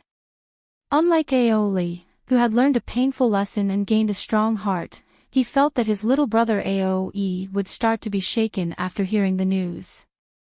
If Aoi's heart was really strong, he would not have become a fat otaku. So he made the decision without Aoi's knowledge. In the beginning, the reason for Aoi to lose weight was quite nonsense. It could only fool Aoi, who failed the level 4 divine test. Not to mention that he was now a fat lizard. Even if Aoi was really fat one day, with the physique of a god, he would not have 3 high cholesterol. If he wanted to be fat, so be it. In fact, now was not the best time to tell Aoi everything, but after Su Shenxing learned about what had happened previously through the spirit ghost, he felt that the little fatty Aoi's temperament was not as bad as Brother Dragon thought, so he simply told him everything. That is to say, Brother Emperor found a new clergy for me. That's why I didn't become a bubble. After listening to Su Shenxing's not very professional explanation, Aoi thought for a long time and finally figured out the cause and effect, and extracted the key points. Don't mess around. You are not the Little Mermaid. Judging from your body shape, even if you change, you will probably become fat. When that happens, the people in the super administrative office will probably spread a rumor that the oil tanker leaked. Su Shenxing sneered. Although he was very unhappy about this, Aoi felt that he was a god and should not be angry with mortals. So he tried to suppress his unhappy mood and continued to ask, "What clergy is it?" In the mythological era, the heavens had very strict restrictions on powerful creatures like the dragon race. Although they were born as gods, they were not given a clergy that matched their strength. Almost all the dragons were trapped by the carriage of the water gods or the heavens. The latter usually played the role of a miserable horse. Therefore, clergy suitable for the dragon race was actually very rare. It could be said that Aoi was really lucky to find a blank clergy that could be used in such a short time. About this, actually, I'm not sure. Su Shenxing scratched his face. He said that he found your father's clergy.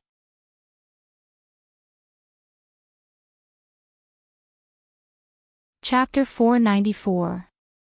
Aoi was stunned for a long time before he understood what Su Shenxing meant. His distant brother had found his father's lost priesthood, which should have been lost a long time ago. But theoretically speaking, that should be impossible. Aoi's father was once the dragon god in charge of the heavenly river, not the one in Journey to the West, but a real mighty river that led from the earth to the heavenly realm. After the collapse of Mount Bujo, the heavenly pillar, in the primordial age, this was one of the few channels that led directly to the heavenly realm. Because of this, Aoyi's father was respected as a nobleman in the dragon clan. Even the dragon kings of the four seas were inferior to him. But more than 700 years ago, the strongest human cultivator, Lu Ji, led a group of top cultivators of that era and blew up the heavenly river, completely cutting off all connections between the heavenly realm and the human world. In order to keep the heavenly river flowing, Aoyi's father held on for more than 3 years. Later, Aoyi's mother came to help, but the couple died of exhaustion in the end. Their bones were buried in the dragon vein by Lu Ji to repair the boundary of the 9 provinces that had been damaged by years of war, so that the fortune of the human race could continue to flourish. Theoretically speaking, Aoyi's father's priesthood would return to the heavenly realm after his death, but his body was buried in the dragon vein, the lifeline of the earth. The dragon vein was killed by the 10 shamans and transformed from the Oregon in Panga's body.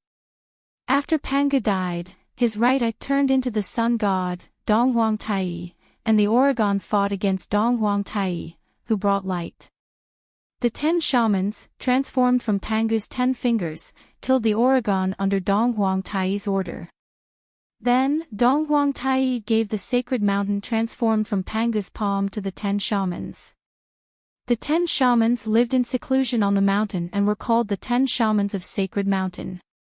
After the death of the Oregon, the candle flame in its mouth gave birth to the original dragon, the Oregon, and its resentment condensed into a single eye, the Oregon, who could interfere with day and night, yin and yang. As the Oregon, the origin of the dragon clan and the apex of the dragon clan, the dragon vein had a mysterious and powerful power. The priesthood of the heavenly river god was probably still in its decaying bones. Even in this era, human sorcerers had only discovered some earth veins that were branches of the dragon vein. The true location of the dragon vein was still a mystery. Even a god like the earth god could not trace the source of the earth veins and find the legendary dragon veins. Because of this, it was theoretically impossible to find the clergy of Aoyi's father. And the reason why Aoyi knew all of this was because his parents knew that they were going to die, so at the end of their lives, they used their last spiritual power to write a letter home and called the white mantis, a kind of immortal bird that looked a bit like a pheasant. Because it was born with the magical power of space, its entire race specialized in the function of sending letters in the heaven realm, and passed it to Aoyi. Anything is possible. When Aoyi explained the general situation to Su Shenxing, a voice suddenly came from the balcony where Su Shenxing had broken the glass. Su Shenxing and Aoyi looked in the direction of the voice and found that it was Brother Dragon, Aoyi brother. Aoyi hurriedly greeted. Aoyi seemed to want to put on a serious and cold face, but when he saw Su Shenxing's appearance with a bra on his head, he immediately broke down and couldn't help but laugh. Su Shenxing didn't notice the reason for the other party's laughter at all. He was just wondering why this guy laughed foolishly when he saw his brother. Suddenly, the atmosphere in the whole room became gay. Actually, I found the old site of the Skyfall Cascade. Although the Skyfall Cascade was destroyed, the good thing is that the old site is located in a rather desolate place. It hasn't been destroyed by human development. After laughing enough, Aoyi put on a serious face again and told the whole story. I found the remnants of Uncle's clergy in that old site. We guessed right, after Uncle died, his clergy did not return to heaven, but still remained in his body that was placed in the dragon vein. In other words, you found the legendary dragon vein? Su Shenxing asked curiously. After all, according to the time plan, the little fatty Aoyi's original life release pool should have been filled up. If he hadn't obtained a new clergy, it should have dissipated by now. When Aoyi heard Su Shenxing's words, he immediately looked at Aoyi with an expectant gaze. The dragon vein was like an enhanced version of a blessed place for practitioners. If an ordinary blessed place was a small well-furnished apartment, then the Dragon Vein was at least as luxurious as the Forbidden City. It had no value to Aoe. What he wanted was the bodies of his parents that were placed in the Dragon Vein. The dragon race didn't say that they could rest in peace because most of the dragons belonged to the water element and were restrained by the earth element. But the bodies were used as materials to repair the enchantment. The souls didn't seem to be able to rest in peace, right?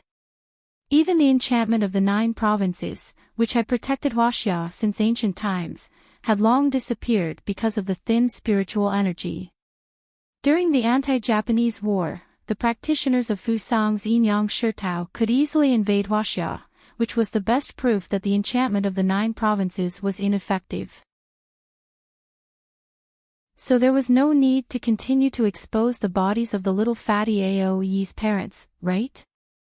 Unfortunately, although I have roughly guessed the location of the Dragon Vein, I'm not sure if I can escape unscathed after entering.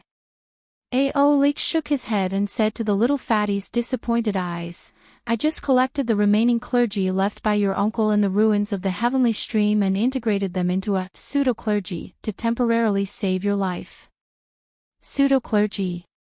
Yes. Speaking of which, I have to thank this one. Aolik pointed to Su Shinxing, who was yawning because he didn't know what the two were talking about. Me? After finding that both of them were looking at him, Su Shinxing scratched his face. Yes, isn't there a similar existence in your apartment? I used that existence to reluctantly create a pseudo-clergy. After hearing Ao Li's words, Su Shinxing remembered that Chihaya Fukuyama in his apartment was indeed not the same as the other gods. Her clergy was not complete. As the god of war, her name was with Su Shinxing. As for the water god and the earth god, most of her authority was left with Fusang.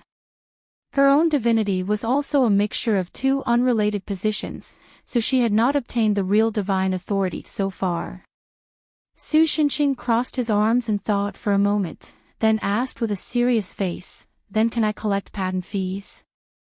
Putting aside a certain money grubber who took every opportunity to accumulate wealth, the current situation was actually not that complicated. Although Aoi successfully used the pseudo-clergy to hang on to the little fatty Aoi's life, this kind of thing was probably not very reliable. Perhaps one day, the little fatty's burp would cause the pseudo-clergy to collapse, and the whole person would just dissipate. And if he wanted to complete the pseudo-clergy, he had to find the remaining half of the clergy. Not everyone was like Su Shinxing, who could knead 2 different clergies together like plasticine and still be able to operate smoothly today. Wait, this doesn't seem to be within the scope of my job. At this point, Su Shinxing suddenly came to a realization and said with a fist, I can pay more. Aoi took out a small palm-sized wallet, and there was the sound of coins clinking in it. Just a few coins won't buy it. Before old Su could finish his words, Aoi opened the small wallet's button, and a pile of coins fell out with a clatter. And it was the kind of gold that was so dazzling that people couldn't open their eyes. All of them are genuine 24K gold coins. Aoi smiled slightly, you know that I've lived for a long time, and if I'm not careful, a dynasty will pass. If I hoard coins, it's easy to not use them, so this thing is more valuable. Ahem, well, actually I don't have anything important to do recently. Su Shinxing put his right hand in front of his mouth and coughed dryly, then said with a smile, so it's not impossible for me to help a little. Aoi looked at all of this with his mouth agape, and suddenly felt that his brother's back had become towering. Look at how easily that terrifying human was convinced. Since it was already decided, there was no time to lose. Aoi quickly prepared to go explore the Dragon Vein. By the way, when Su Shinxing went home to prepare, he found the fancy hat on his head, so he angrily beat up the 2 brothers. Other than Su Shinxing himself, he also brought along Aoi, who was fired because he stole 80% of all the ice cream and coconut in the milk tea shop stock, so he also had nothing to do. This is Zhechuan. Aoli speculated that the location of the dragon vein was near the plateau, in a mountain ridge where there were few people. I found this place when I was researching the location of the dragon vein. If it was a place where birds didn't lay eggs, it was no wonder that no one had been able to find the dragon vein. Why did you guess that the dragon vein was in a place like this? Su Xinxing looked at the white snow that had begun to appear on the surrounding mountains and couldn't help but ask. The origin of Li Shui is about 20 kilometers away from here. Aoli replied, I didn't care about this at first, but then I realized that it was a bit strange. According to general geology, there shouldn't be a spring in that place. You know geology? Su Xinxing was shocked. I know a bit, Aoli said with a smug face. I've basically gone to all the geological universities in the country. This wasn't in the category of just knowing a bit. All in all, Brother Dragon didn't care about Su Xinxing's shocked expression and only continued to speak. In the gradually cold environment, white water vapor came out of his mouth. When I was doing an in-depth investigation along the spring, I found that there was actually an earth vein inside, and the density of the spirit energy inside was very strange. Plus, I've previously investigated the dragon vein through Kunlun's ancient books, so I vaguely felt that the dragon vein was probably nearby. After Aoyi's accident, I specifically came here to investigate and finally confirmed that it should be around here. As he walked, Aoli suddenly stopped. He looked around, then nodded and said to Su Xinxing, It's about here. Do you know how to use Earth Escape? Of course, don't worry, I'm very good at it. Su Xinxing immediately replied cheerfully, Earth Escape, Physics. Chapter 495. Seeing Su Xinxing shaking his big fist, Aoli naturally guessed what the Earth Escape this mortal brother was talking about was. I know you're very strong, but this is not a small matter, you can't mess around. He quickly pressed down on Su Xinxing's fist and advised, not only can you not use too much violence, but you also have to let me investigate the feng shui yin and yang before you go in. Isn't it just looking for a dragon's vein? Why does it look like a reverse fight? Su Xinxing frowned and said unhappily. Aoli nodded vigorously behind them. It seemed like he was tired of this trip and wanted to go back to play games as soon as possible. Speaking of which, among the 4 people present, 2 of them were mythical creatures and nobles, while the other 2 were existences that could push the gods and Buddhas to the ground. Not to mention that they were not in a reverse fight. Even if they really went to rob a tomb, a mere 1,000-year-old zombie or a 1,000-year-old snake mother would not be a match for this group of people. It's better to be cautious when it comes to the dragon's vein. Aoli said, I believe you've worked hard for a long time because of the problem with Jiang Jin's spirit vein, right? It seemed that although there was a subtle change in the world line that allowed Brother Dragon to survive, there was still a problem with Jiang Jin's spirit vein. Fortunately, it seemed to have been resolved. Just a single spirit vein is so troublesome, and the dragon's vein is the source of all spirit veins. If there's a problem with the dragon's vein, the natural environment of the entire celestial empire will become very bad in a short period of time. The land will become saline alkali land that is difficult to improve, and almost all the vegetation will die as a result. Then, due to a chain reaction, desertification will begin to appear in the originally lush areas of the continent. In addition, natural disasters will occur frequently. Sandstorms and earthquakes will become a part of daily life. Rivers will also change their course, causing countless floods and disasters. In the end, this land will become a forbidden area for humans. Damn, is it really that serious? Su Xinxing muttered in his heart. Please don't think that I'm an alarmist. Probably guessing Su Xinxing's thoughts from his expression, Aoli's expression became even more serious. Brother, you should have heard of the legend of Pangu splitting open the sky, right? Yes, that's what happened. There shouldn't be anyone from the Celestial Empire who didn't know about Pangu's creation of the heavens. Mr. Landlord. Mo Li tugged at Su Shenqing's sleeve. What is Pangu splitting open the sky? That's right, there's a person from another world here. Therefore, Su Shenqing told Mo Li the story of Pangu opening the sky. Mo Li was silent for a moment, as if he had thought of something. Su Shenqing touched the little girl's head and said, "Don't think too much. Even if we assume that Pangu exists, in a narrow sense, the world that Pangu created when he opened the sky is just Asia. Don't worry too much about it.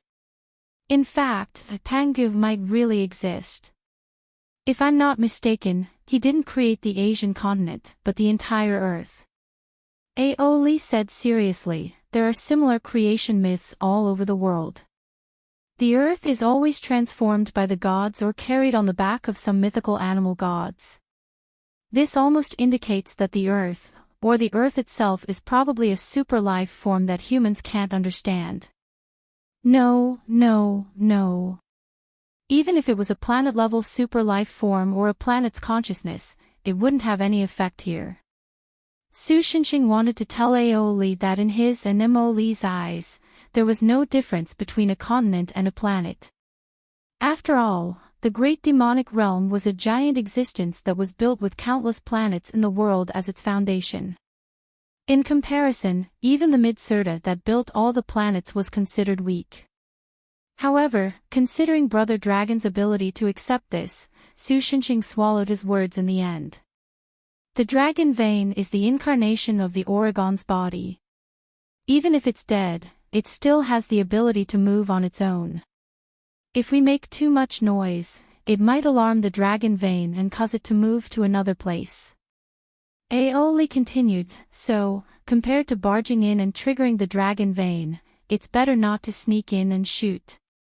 The one at the end isn't talking about the Tomb Raiders, but the Japanese, right?" "Yes, as long as you understand." In the end, Su Shenqing, who was unable to convince Ao Li, could only sit on the ground and lean against a large rock as he watched Ao Li and Aoe perform the god dance. Mo Li was leaning on him, half asleep from boredom. There wasn't even a cell phone signal in this damned place. He couldn't even make a call. Of course, Ao Li and Aoe weren't really performing the god dance. According to Ao Li, the Dragon Clan had some spells that could maximize their perception abilities. The god dance was just a preparation for casting the spell. It was impossible to find the dragon vein through perception, but Ao Li didn't intend to find the dragon vein directly. According to historical records from Kunlun, humans had only opened the dragon vein a total of 3 times. The first was Gongsun Qingyang during the primordial era. He used the power of the dragon vein to open up a pure land for humans in the primordial era.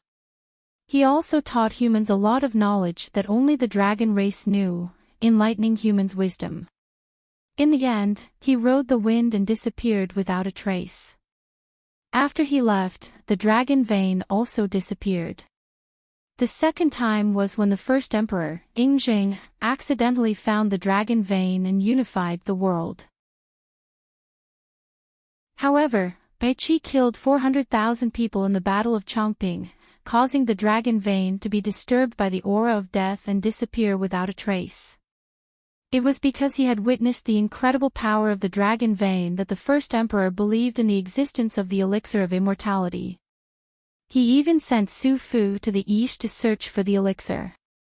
The last time humans opened the dragon vein was during Lu Ji's era, which was about 700 years ago. Putting 2 dragon corpses into the dragon vein and using the dragon vein's power to repair the boundary of the 9 regions was obviously not a small move. The alarmed dragon vein quickly disappeared and moved to another place. After that, Lu Ji tried to choose a few places where the dragon vein might appear. However, before he could excavate the dragon vein again, he died because of the suspicion of the emperor and Hu Weiyong's trap.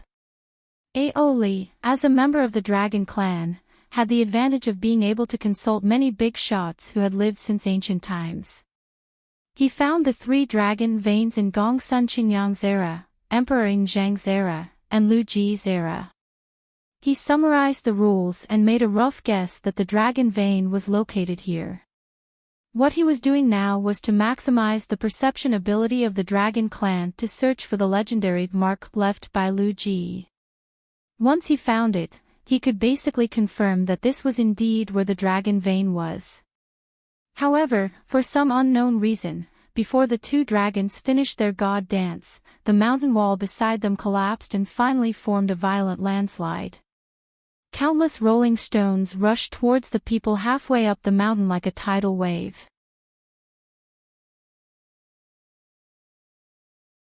Chapter 496.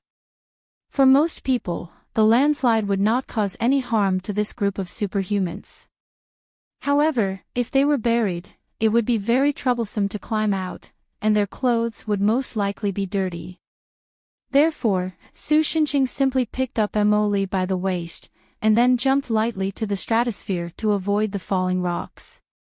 Brother Dragon, on the other hand, did not react in time and was buried with a clang. Sure enough, it's still a little out of control. Su Xinqing looked at the slightly curved ground under his feet and sighed. I was only going to jump 5 kilometers high. Wah! Emily, who had just woken up, was expressionless. Her hulk swayed with the air flow caused by the jump, and she responded with a lisp. Su Xinqing guessed that she was probably not fully awake yet. Even if Su Xinqing did not use protection, he was still affected by gravity. When they were about 50 kilometers above the ground, the power of the light jump was finally exhausted, and the two began to freefall. Su Xinqing stretched his legs and stomped 2 sonic booms in the thin air, but the speed of their fall did not slow down much. Then he looked at Emily in his arms and suddenly realized, that's right, don't I have the universal wishing machine here? Emily, create a wind and lift me up. Mr. Landlord. Emily raised her small face and looked up at Su Xinqing adorably. What's wrong? We ran out of snacks at home. Emily said seriously. You're actually making a request at a time like this. I didn't teach you to be this kind of person. Su Xinqing roared in his heart. Okay, I'll buy them. Now hurry up and help me. Yes, I understand. Emily nodded satisfactorily, and then made several layers of air cushions below to reduce the speed of Su Xinqing's fall. In fact, even if he did not do this, Su Xinqing and Emily would not have any problems falling from a height of 50 kilometers, although this unit of height was a bit strange. However, the damage caused by their fall was enough to cause a second landslide. Considering the fact that Su Xinqing and Jasmine's mysteriousness far exceeded that of this world, as well as the fact that Su Xinqing's power was currently out of control, there was a considerable possibility that he would ignore the common sense of physics in this world and cause an even more terrifying abnormal disaster. Although it was a little difficult to smash through the entire Earth, it was still quite possible to smash an entire mountain into nothingness, leaving only a crater behind. If such a thing really happened, it was estimated that more than half of the Celestial Empire's ecosystem would suffer a severe test. With old Su's character, it was impossible for him to do such a thing. With the air cushions made by Emily, these problems were of course easily solved. The point was not the air cushions, but the spell was cast by Emily. In the current Earth, the only person who could stop Su Xinqing from causing damage was the little girl. Similarly, if Emily went berserk, only Su Xinqing could stop him. Brother, I say, why didn't you remind us? When Su Xinqing landed lightly on the ground, the buried brother dragon, Aoli, crawled out from the pile of rocks. As a dragon, his reaction was theoretically faster than that of a human's. However, this place was really too close to the top of the mountain. Once the landslide happened, only Su Xinqing's well-trained nerves could react in time. Even Jasmine was still in a daze just now. Secondly, the flying method of the dragon race was also different from that of human cultivators. Humans would either merge with the escape light and turn into a long rainbow and fly up with a whoosh, or they would set up a flying sword and turn into a sword ray and fly up with a whoosh, or they would explode and turn into a super earthling and turn into a meteor and fly up with a whoosh. In short, the dragon race's characteristic was that they had a fast activation speed. However, the dragon race was different. The clouds follow the dragon and the wind follows the tiger was not just for show. In the human form, the dragon race basically flew slowly with clouds under their feet. Although the endurance and maximum speed, depending on the type of dragon, were much faster than humans, and the consumption of magical power was not much, the difference between the dragon race and the human race was like the difference between a Cherry QQ and a Ferrari. Of course, at this time, Aoli was no longer in his human form. Instead, he was in a half-human half-dragon state. Simply put, he was probably like the Dragon King in the old version of Journey to the West. Fat Dragon Aoe pulled Aoli's tail and was dragged out from the ground by the latter. Brother Long and Brother Long both looked miserable, but they didn't really suffer any real injuries. Compared to this, I'm more interested in why the landslide happened. Su Shinxing ignored Aoli's sad eyes. After putting down Emoli, who was hanging from his waist, he turned to look at the place where the landslide happened. Unlike the brother dragon who was directly buried alive, Su Shinxing who fell from the sky naturally had the leisure to look around. It was because of this that he saw some strange things. Hearing him say that, Aoli immediately turned his head to look in that direction. Ordinary people would probably only be able to vaguely see something, but the advantage of the Dragon Clan was undoubtedly revealed at this moment. He saw a bunch of strange but lifelike human figures. Some of them were like Buddha sitting cross-legged on a lotus seat, but their bodies were covered with strange eyes. Those eyes looked lifeless at first glance, but if you looked closely, they seemed to be staring at you. Some of them were like evil spirits suffering in the 18 levels of hell, turning themselves over and spitting out from their mouths. On the body that was spat out, the internal organs and blood vessels were clearly visible. Some of them had eyes like the tentacles of a snail protruding from their eye sockets. The long flesh-colored strips were disgusting like slugs, but they were covered with fine red threads that finally formed a snake array in the palm of their hand. Some of them had an expressionless face, but their right hand had a bloody mouth that was gnawing on the top of their skull. White brain matter seemed to be gurgling out from the hole in their skull. All of these were strange and inexplicable, as if they were figures that would only be worshipped by evil cults. That one came out from the collapse of the mountain? Aoli was stunned. Su Shinxing nodded silently. What the hell is that? Aoe also saw those things clearly, and suddenly his face became a little ugly. Obviously, unlike his expressionless brother, the little fat boy's psychological endurance was slightly weaker. I don't know. Su Shinxing should be the calmest one, and he casually replied, but it seems that this trip is not as boring as I thought. After saying that, he got up and walked towards the pile of human figures. Jasmine also immediately blindly followed after him. The dragon brothers looked at each other, and naturally followed suit. Because the distance was not too far, the group soon arrived at the pile of human figures. From afar, the already strange and mysterious human figures were even more creepy when seen up close. Su Shinxing glanced at them, and after finding nothing special in these human figures, he quickly walked to a hole in the mountain due to the collapse.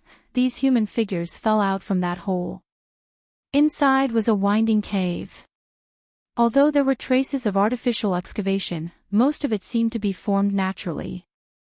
After pressing a fingerprint on the stone wall, Su Shinxing casually chose a path and walked. The path in the cave was not particularly narrow, but at most, it could only allow two people to pass side by side, and some narrow places could only allow one person to walk through with a bent back. The top of the cave was embedded with shining luminous pearls, which made the cave a little dim, but at least it was not pitch black.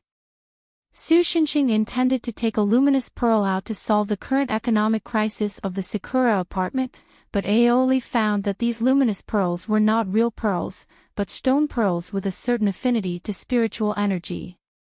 Through some methods, they absorbed the spiritual energy in the cave, which made them emit a weak light. Once they left this cave, they would soon become ordinary stones. This dispelled Su Shenxing's idea. But the most depressing thing in this cave was not the dim and narrow cave, but the strange human figures that they would encounter from time to time. Under the faint light of the luminous pearls, those stone-carved human figures seemed to come alive, which made people feel a chill down their spine. Not long after, Su Shenxing, who was walking blindly, once again saw the fingerprints he left behind. It's a natural Chimen Duanjia. Aeoli, who was following behind him, said softly with a sullen face, I paid a little attention just now, and the fork we passed by coincides with the Z-way number. If I'm not wrong, this should be the minor celestial coordinate central wall formation evolved from the great celestial stars formation. Brother, wait a moment, let me break this maze. Su Shenxing looked at Aeoli, whose expression was unreadable, but always gave people a sense of excitement. After thinking for a moment, he gave up his method of walking straight with his eyes closed and bumping all the way, and slowly waited for the other party to break this Chimen Duanjia. The reason was simple, because it felt more adventurous this way. Just as Molly was playing with the little lion statue she had gotten from God knows where, Su Shenxing was about to fall asleep from waiting, and Aoi had already fallen asleep. Aeoli finally broke through the array and now had a satisfied look on his face. I just got some hints from the Chimen Duanjia algorithm. In fact, there's no way to directly find the destination in this cave, we need to find a stone door first. He explained to the yawning Su Shenxing and the others, originally, it seems that we need to break some mechanism to open the stone door, but the mortal mechanism is no problem for us. At most, we can just smash the door. Emoli, put that thing back, we need to go. Su Shenxing, who always felt that it was a big project, scratched his head, and was a little impatient. Thus, under the dumbfounded gazes of the three men, Jasmine ran to a corner and opened a stone door with a click. Then, she placed the stone lion statue in her hand next to a huge bronze door behind the stone door. She quickly ran back and closed the stone door. Landlord, I'm done. Since you found it, you should have said so earlier. Why did we spend so much effort on this? Chapter 497. After passing through the stone door, they saw the copper door embedded in the stone wall. The pattern on the door handle was not the usual pepper pattern, but a few human figures that seemed to be twisted in pain. The copper door was engraved with fine and exquisite patterns, but if one looked closely, they would find that the patterns on the frame were like pictures of suffering in hell. It was a pattern of many small people less than a centimeter long suffering various punishments or their bodies had mutated and twisted. So the aesthetic of the stone statues and the creator of this door is too bad. Su Shenxing could not help but complain. Even with his vast knowledge, he still felt displeased when he saw those artifacts. Among the many other worlds, the only ones that would use such distorted objects as totems were those cults that worshipped evil gods who loved bloodshed and were known for their cruelty and brutality. By the way, Su Shenxing had killed at least one of these evil gods. Compared to worrying about the aesthetic of the creator, I'm more concerned about what it means for this thing to appear here. Aeoli, who obviously knew more about this aspect, focused on something completely different from Su Shenxing. After looking at the copper door, he was not in a hurry to open it. Instead, he looked around. The cave was about the size of 2 basketball courts. The ceiling of the cave was very high. Standing on the ground, one could only vaguely see the ends of a few stalactites hanging down from the ceiling. The luminous pearls embedded in the ceiling of the stone path outside were now embedded in the surrounding walls, and they were deliberately made to look like torches. The ground was engraved with many intersecting small channels about 2 fingers wide, and there seemed to be water flowing in them. It's mercury. The little fatty Aoe dipped his finger and licked it, then said. Aren't you afraid of being poisoned by this thing? Old Sue asked curiously. It's just a little bit fine. Before I changed it into a wishing well, there was all kinds of garbage. I've been drinking water all this time, but I'm still alive now. Aoe did not seem to care at all. Because it's just garbage, right? If you have the ability, you can go and steal the chemical waste liquid all the time. It's better to say that this space is full of mercury vapor. If it weren't for the fact that none of us are ordinary people, I'm afraid we would have been poisoned, Aoe added. So, why did the person who built this room put this thing on the ground? Su Shinxing stomped his foot, but he did not control his strength and stepped on the granite ground, creating a pit. The mercury gradually gathered in the pit. Could it be that Emperor Qin's fans wanted to imitate his actions of using mercury to create rivers and lakes in Emperor Qin's mausoleum, but they didn't have the money, so they made a mini version? So those crooked figures are actually the inferior version of the terracotta soldiers. Aoe sneered and continued Old Sue's words. Su Shinxing could not help but be a little surprised. Could this be the mark left by Lu Ji that you mentioned before? Lu Ji learned from the Liujia heavenly book in his life. It belongs to the Orthodox Taoist Zhangzhen sect. It belongs to the same category as the Song of the Righteous Path. Aoe shook his head. Although he used to be the sworn enemy of our dragon clan, he is indeed a righteous genius with a broad mind. He would never use such evil sorcery. It seemed that this guy held Lu Ji in high regard. But this is also considered a wilderness. Let alone some strange religion, even bandits would probably starve to death if they set up a camp here. However, the other party made such a big project here for the ancient people. Then, there's only one possibility that I can think of. Su Shinxing touched his chin and speculated. Before us, someone had already been here and found the dragon vein here. Aoe was silent, but judging from his expression, Su Shinxing had hit the nail on the head. After discovering this, Aoe was quite conflicted. It would be fine if the dragon vein was slightly used by some strange organization, but he was afraid that the evil sect did not know anything and startled the dragon vein. That would be troublesome.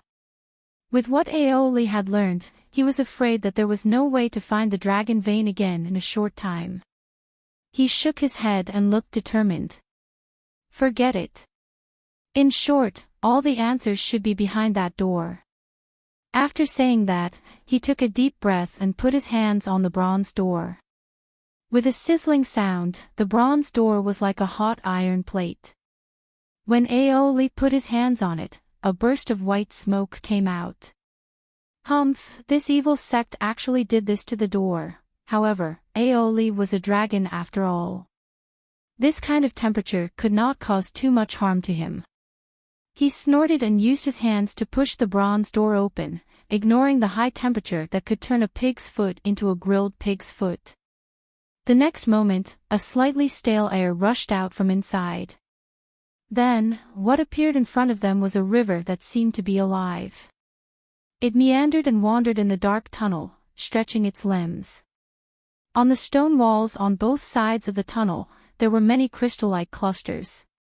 It was not wrong to think that the whole tunnel was made of crystals. If Qin Xingyan was here, he would definitely be very surprised. These crystal clusters were very rare spirit stones in the cultivation world. And the value of spirit stones was even more obvious. When the Abbey Dean of the Bailu Temple sent her to the moon for tutoring, he only used about half a kilogram of spirit stones. Aoe reached out and scooped a piece of water from the river. The water in his hand was like jelly, and it still maintained its basic shape. It's liquid or even semi-solid spiritual energy. After playing with it for a while, Aoe came to this conclusion. It's too thick. I'm afraid that ordinary people will die when they touch it. It was worth mentioning that spirit stones were not solid spiritual energy, but a byproduct of spiritual energy produced when highly concentrated spiritual energy came in contact with some stones that were close to spiritual energy. Although spiritual energy was a good thing, although it was even more intangible than air, it was indeed closely related to human life. However, a good thing did not mean that it was harmless. Humans could not live without oxygen, but if they were in a pure oxygen environment, it would not take long for them to die from oxygen poisoning. The same was true for spiritual energy. Ordinary spiritual energy was beneficial to humans, but when it was concentrated to a certain extent, it was not something that humans could bear. So, this is the legendary dragon vein. Su Shinxing blinked and asked in confusion.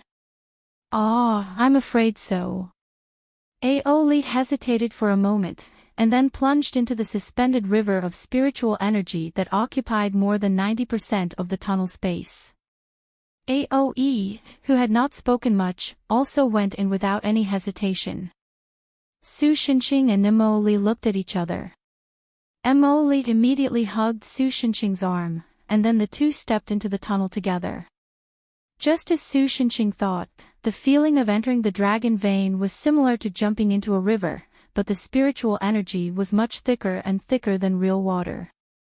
Even the Guinness World Record holder for holding his breath underwater could only hold for about a minute. Fortunately, Su Shinxing no longer needed to breathe, otherwise, he would not be able to hold his breath in here. Emoli was responsible for hanging on Su Shinxing's arm and blowing bubbles. At first, everyone followed common sense and swam in the Dragon Vein River. However, Su Shinxing soon found that walking was faster than swimming, so they changed to walking. For old Su, it was like walking on a planet where the gravity was slightly weaker, but the air pressure was far stronger than Earth's. After experiencing hundreds and thousands of worlds, this kind of environment was not unfamiliar to him. Su Shinxing and the others aside, after a little while, the dragon brother finally adapted to the current environment. Xiao Yi, you're walking too fast, slow down. Not long after, Aoli, who was walking in the front, was overtaken by Aoe behind him. Interestingly, even in the liquid spiritual energy, the sound of talking could be transmitted to other people's ears, and the speed of transmission might be faster than in the air. I don't know, Aoe did not stop walking, he just clutched his chest and panted rapidly. Every time he panted, he would inhale a large amount of liquid spiritual energy, but he did not care about it at all. His face showed a strange flush of excitement, and his eyes stared at the other end of the tunnel without blinking. My heart is beating non-stop, my priesthood is jumping in joy in my Zifu, the dragon ball also seems to be resonating with something, making a deafening buzzing sound. Something is in front. He seemed to have completely fallen into that strange state, stumbling forward quickly. Could it be? Aoli's eyes showed a look of disbelief, but he quickly followed. Only Su Shinxing and Emoli were still slowly catching up from behind. In the tunnel that was full of colorful lights because of the river of spiritual energy, Aoli, who was running desperately, finally stopped. In the tunnel in front of him stood two creatures that were already distorted to the point that they did not look like humans. No, rather than calling them creatures, it was more appropriate to call them dead things. They were like zombies in doomsday movies. One of them was a man, and it could be vaguely seen from his face that half of the skin was peeled off that he was once a handsome man. The other one's appearance could not even be recognized. It could only be barely recognized from the body shape that it was a woman. Even if she turned into a zombie, her body shape was still graceful. But at this moment, these two people had become disgusting corpses, and could only stagger back and forth in this dark tunnel. Father. Mother, Aoe knelt on the ground and muttered to himself with lifeless eyes. It's really the Sky River Dragon King. How is it possible? Aoi also stopped a few meters behind Aoi and looked at the two corpses that were still moving after 700 years in astonishment. Are those the parents of Fat Dragon? Su Shinxing asked. This is different from what we agreed on. Didn't you say that they were already corpses? Aren't they corpses? Aoli's forehead seemed to have something like cold sweat that merged into the long river of spiritual energy. The expression on his face became inexplicably complicated. I was wondering why the unknown cult built that kind of thing on the dragon vein, but the world didn't seem to be affected. Now it seems that it was because of a freak combination of factors that the ritual turned the dragon vein into a place for refining corpses, causing the Sky River Dragon King and his wife to become incomplete zombies. This prevented the other party from using the dragon vein to implement some kind of ambition. In the eyes of several people, the thing suspected to be the corpse of the Sky River Dragon King rubbed something in his hand, then raised his unrecognizable face and looked at the top of the cave with the dry eye sockets that had no eyeballs. Then, he staggered a few steps forward and repeated his action just now. Is that an instinctive action before death? Su Shinxing asked curiously.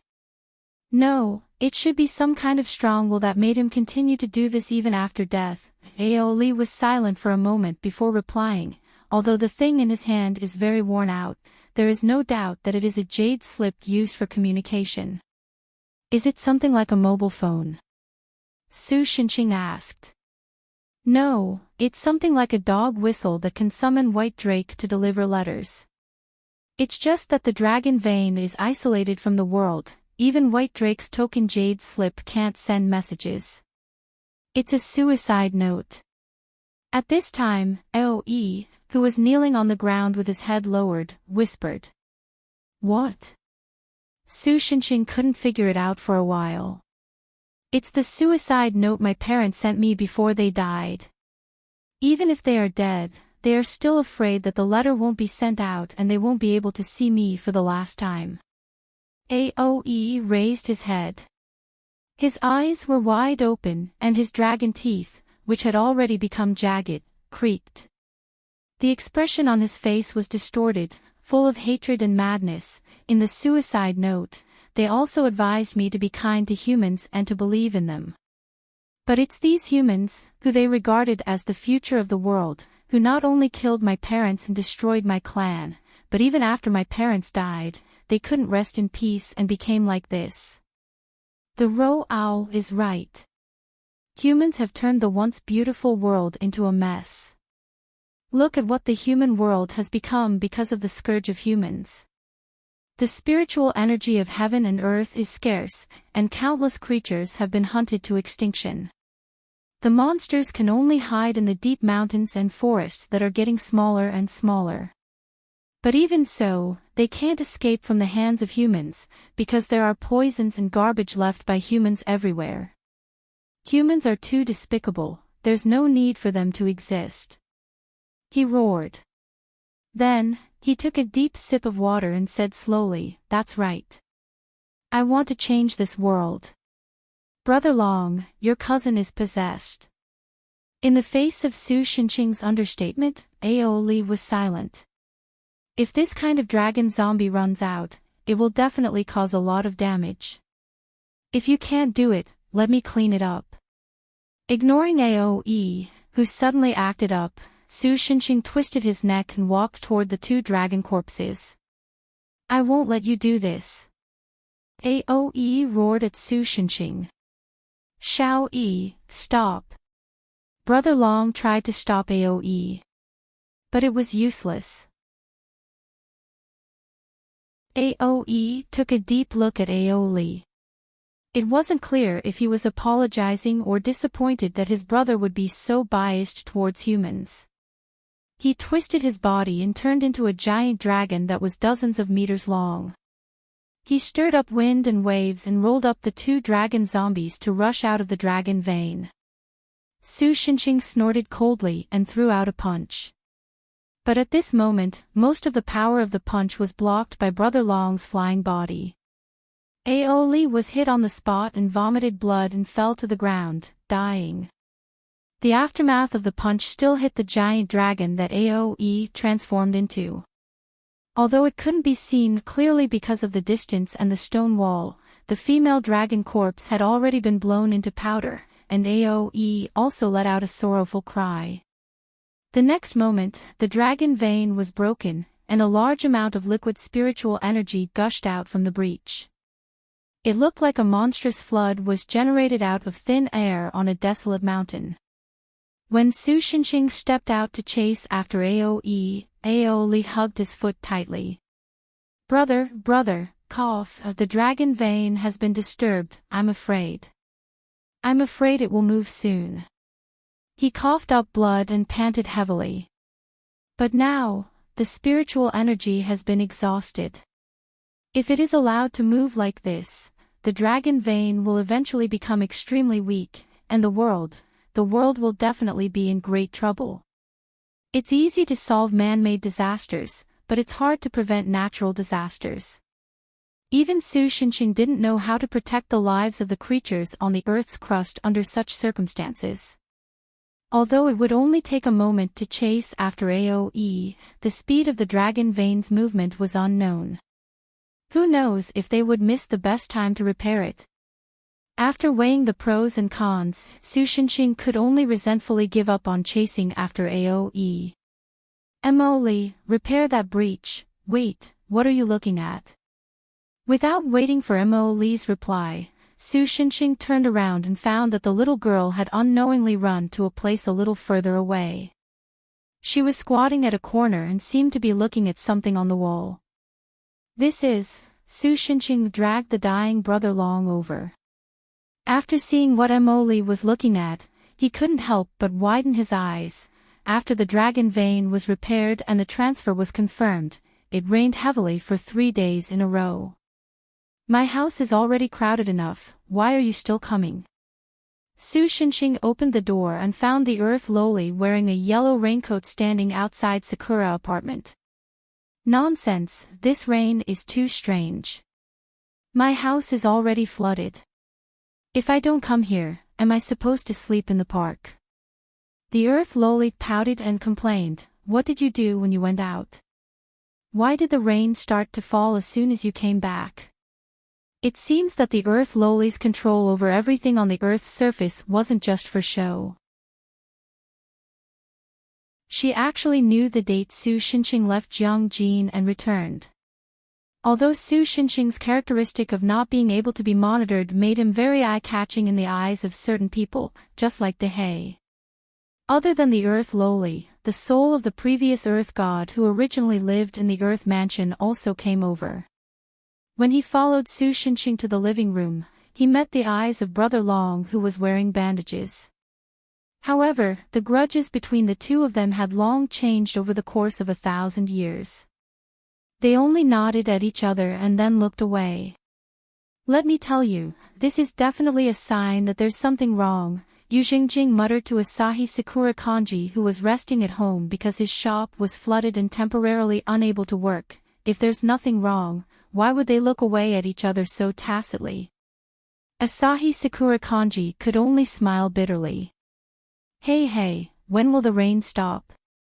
I want to go out for a walk. The dog girl circled around Chihaya Fukuyama, making Chihaya Fukuyama dizzy. Qin Xingyan vigilantly looked at Aoli who looked like he was seriously injured, because old Su told him that this guy was an accomplice in causing the abnormal weather. Song Yu, on the other hand, was no different from usual. She brought Chiketsu to the kitchen to make desserts. Emoli also followed in, but compared to making desserts, she seemed more interested in tasting the desserts. Dehe seemed to have been short-circuiting due to the overly humid weather recently. She was now lying down and resting. Although it felt useless to let a robot rest. So, what the hell happened? After finding a place to sit down, the Earth God Loli asked again. Su Xinxing glanced at Aoli and motioned for him to explain the cause and effect of the incident. Aoli could only smile bitterly and tell the Earth God Loli what happened. But, it's just a little dragon, it can't possibly cause a nationwide rainstorm, right? This is too abnormal. Although it was not difficult for most dragons to summon rain, and it was even somewhat instinctive, there was a limit to the range of a single dragon's rainfall. This kind of rainfall that directly affected the entire country was theoretically impossible. In fact, even now, there were a group of meteorologists all over the world who could not understand the current weather of the Celestial Empire. They were so worried that they were about to go bald. Normal dragons can't do this, but there's an exception. At this time, Aeoli said, if it's the dragon god, Sky River Dragon King, who controls the heavenly river stream, he can do this. Sky River Dragon King. The strongest of the dragons. But if I remember correctly, Sky River Dragon King died 700 years ago. After that, the heavenly river stream stopped flowing, and the divine title of Sky River Dragon King no longer exists in this world. The earth god Loli was indeed a fake Loli of unknown age. She was very familiar with the past that ordinary people did not know. The divine title of Sky River Dragon King has already been taken by Xiaoi. Aoi. Aoli shook his head. The reason for so many days of heavy rain is probably because Aoi wants to replicate the Great Flood at the end of the Primordial Age to attack the humans. The Great Flood, Su Xinqing scratched his chin thoughtfully. Of course, if I'm not wrong, there's another possibility. Aoi was silent for a moment, then continued, no, it should be said that Aoi wants to kill two birds with one stone. He wants to dig up the heavenly river again. Aoi stood in the clouds. At this time, he was no longer chubby. Setting off 3 days of heavy rain consumed a lot of his blood, sweat, and magic, so much so that he was 3 times thinner. But he did not regret it. After locking his father who had lost his mind in his current hiding place, he once again set up a magic cloud, intending to carry out the last step of digging up the heavenly river again. As long as the heavenly river could appear again, then his divine title would have something to rely on. Even if there was another month of heavy rain, he would not have to work so hard. Brother. If Aoli is there, he will definitely guess this. Even though he did not know his brother for long, Aoi still admired Aoli very much. Naturally, he would not think that Aoli did not know his purpose. But even if he knew, it did not matter. They must think that I will dig up the heavenly river again at the ruins of the heavenly river, Aoi muttered in his heart. In theory, without the ruins of the heavenly river as a base, starting point, or even a reference, the success rate of digging up the heavenly river was basically 0. But this was not the case. In fact, Aoi was very clear that his father was not a short-sighted person. Before he was killed by Lu Ji, he had left backup base points of the heavenly river in several places in the country. And the one Aoi chose now was the base point in his hometown, Chang Lake. This place carried his childhood and past, it was an extremely important place for him. Although the effect of the base point was a little worse than the ruins of the heavenly river, it was enough for Aoi. Looking down from the sky, it was easy to see that the surroundings of Chang Lake were basically flooded. The place where the ground should have been was yellow everywhere. The terrain of Chang Lake was not high. After 3 days of heavy rain, there were already signs of flooding in many places. It was only a matter of time before a flood occurred. Is there a mudslide over there? Looking as far as he could, Aoi found that the mountain he used to play on was a little lower. A few houses in the village below seemed to have been affected by the mudslide. Serves them right. He should have been happy because of his successful revenge, but for some reason, Aoi felt his chest tighten.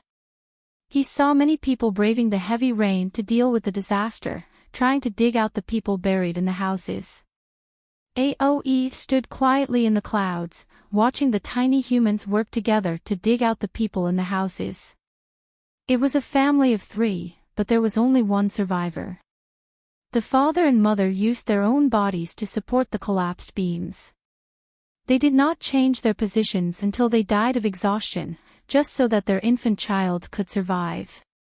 The child, who looked like he had just been born, did not know what kind of future awaited him. He only rolled his black eyes. After a while, perhaps because he was hungry, he opened his mouth and began to cry. But the mother who could hold him in her arms and gently suckle for him was no longer there. Aoe felt even more stifled. He stood on the cloud and flew to the center of Chang Lake, where the base was. His plan was about to succeed. Before that, he did not need to waver in the slightest. However, when they were flying over Chang Lake, a 5- or 6-year-old child was crying and calling for his parents. However, for some reason, his parents did not respond at all. Looking at the little boy who was wailing in knee-deep water, Aoe felt like he was looking at himself in the past. When he heard the news of his parents' death, he seemed to have cried alone in the river, and no one responded to him. Was he really doing the right thing? He began to waver in his heart. At this moment, he felt a throbbing. The restriction he had set up in his hiding place had been broken. Those fellows have found it. No, this feeling. It's broken from the inside. Could it be father? Just like how he was attracted by his father's aura and divine position, Sky River Dragon King, who had completely lost his mind, was also attracted by his bloodline and aura. Not long after, a huge, rotting monster that looked like the corpse of a lizard from a nightmare descended from the sky. That was because it had lost its divine position and could no longer continue to transform into a human being. After coming here, it lost interest in Aoe and landed in front of the little boy. Like most undead, the dragon zombie would be attracted by freshness and exuberant vitality. The little boy was so frightened that he fell back into the muddy water. He was so stunned that he did not even know what to do. He was completely scared out of his wits. Wait! Father! Stop it! Stop it! Aoe pressed down on the cloud to stop Sky River Dragon King's zombie, but it was too late. The moment the dragon zombie opened its big mouth full of rotten stench to bite the little boy, a figure stood in the middle. The dragon zombie did not intend to stop at all. It bit the right hand of the other party that was in a blocking posture in front of his chest. But the right hand seemed to be refined by the 9th heaven. The dragon teeth that could break steel and iron could not even leave a bite mark on that arm. Sorry, I don't intend to bet my future on this arm, so don't waste your time. Su Shinxing said coldly. The next moment, he held the dragon zombie's longest canine tooth and pressed its head into the muddy water with a gentle twist. No matter how the dragon zombie struggled, it did not move at all. Emily, take this little guy away. After correcting his memory, put him in the orphanage. Oh, so the girl snapped her fingers, and her figure disappeared with the boy who had not yet recovered from the shock. After that, Su Shinxing did not care about the dragon zombie. He just looked coldly at Aoe, who was not far away. I remember, 3 days ago, you said that you wanted to change the world, right? Su Shinxing continued to ask coldly, so all that you saw was the result of you wanting to change the world. Aoe was silent. I also hate human beings. Su Shinxing continued, human beings are treacherous, short-sighted, unable to distinguish good from bad, ignorant, greedy, and some of them are even disgustingly selfish. But even so, I will not deny the value of human existence. I will still keep my promise to others and protect human beings. If the change you speak of is to exterminate human beings, then from now on, I will also regard you as an enemy, and then, the next moment, a killing intent that was enough to make the world tremble broke out, I will kill you. Even if the other party did not make a move, the killing intent of the other party made Aoe feel that his whole body was tightly gripped by an invisible big hand. As long as his will was slightly relaxed, he would immediately be crushed into a ball of minced meat. I will not admit defeat. He gritted his teeth and roared against Su Shinxing's killing intent. I can't save my parents, but at least I will not let their death be in vain. Human beings deserve more than death. When Su Shinxing's expression became more serious and seemed to be about to make a move, Aoli also flew over on a cloud. Wait a minute. He shouted at Aoi, there is another reason for the death of the Sky River Dragon King and his wife. Aoi, don't be impulsive. What? Aoi was stunned, then his legs went soft and he was pressed to the ground by Su Shinxing's killing intent.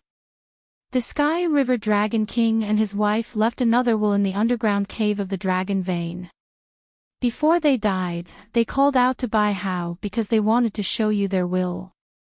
That's right, what Aoli found in the underground cave of the Dragon Vein was the other will left by the Sky River Dragon King and his wife.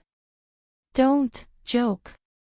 Aoyi's veins were bulging, and he forcibly propped himself up against Su Shinxing's killing intent. My parents were killed by Lu Ji before entering the cave. But that's not the case. This time, it was Su Shinxing who spoke. He said in a deep voice, Lu Ji did not kill your parents, he only found the hidden danger of the Dragon Vein. If this continues, it may cause an unbearable disaster to humans. In addition, humans are unable to enter the Dragon Vein, so he had no choice but to ask your parents to enter it to fix it. But after that, the Dragon Vein was stimulated and disappeared. The destruction of the Heavenly River is probably because the Heavenly River lost its dragon god and became very unstable, which is likely to cause a flood. Nonsense. Even so, my parents could have left after the Dragon Vein was transferred. Why did it become like this? Aoi said stubbornly. The Dragon Vein cannot be opened from the inside. At that time, Lu Ji once wanted to find the Dragon Vein again and let your parents out, but at that time, he was already terminally ill and only had time to leave a few marks that may have the Dragon Vein. Seeing that Su Shinxing seemed to be too lazy to explain, Aoli replied, later, for some reason, a branch of the fragrant cult found the marks left by Lu Ji and wanted to use the Dragon Vein to bring disaster to the world. In order to stop their actions and save the world, your parents did not take the opportunity to leave the Dragon Vein. Instead, they ate all the spells of that group of people in the Dragon Vein. In the end, they were refined into evil corpses without the knowledge of that group of people. Then why did I receive my parents' will? If it's just to fix the Dragon Vein, there's no need to write that kind of thing. Aoi still did not believe it. Because once he believed Aoli's words, everything he did would become a laughable joke. Because no one had entered the Dragon Vein before that, even your parents did not know how dangerous it was.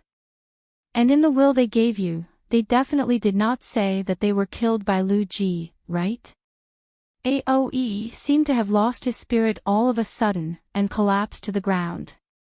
Aoli was right. That will only said that they should treat humans well and that they had a heavy responsibility. It did not say that they would die in the hands of human cultivators. His parents were killed by Lu Ji, and it was only after he heard about it from other dragons that he realized that the letter was actually a will. Seeing this, Su Shinxing also withdrew his killing intent. What kind of joke is this? Aoi looked at the gloomy sky in a daze. In order to protect humans, his parents did not hesitate to enter the Dragon Vein. In the end, they also voluntarily suffered the harm of the cult ritual for humans. They loved humans so deeply, but because of their deaths, they took their anger out on humans, which was contrary to their ideals, so much so that they did many irreparable things. After a moment, he got up from the muddy water. Then he slowly walked in front of Su Shinxing.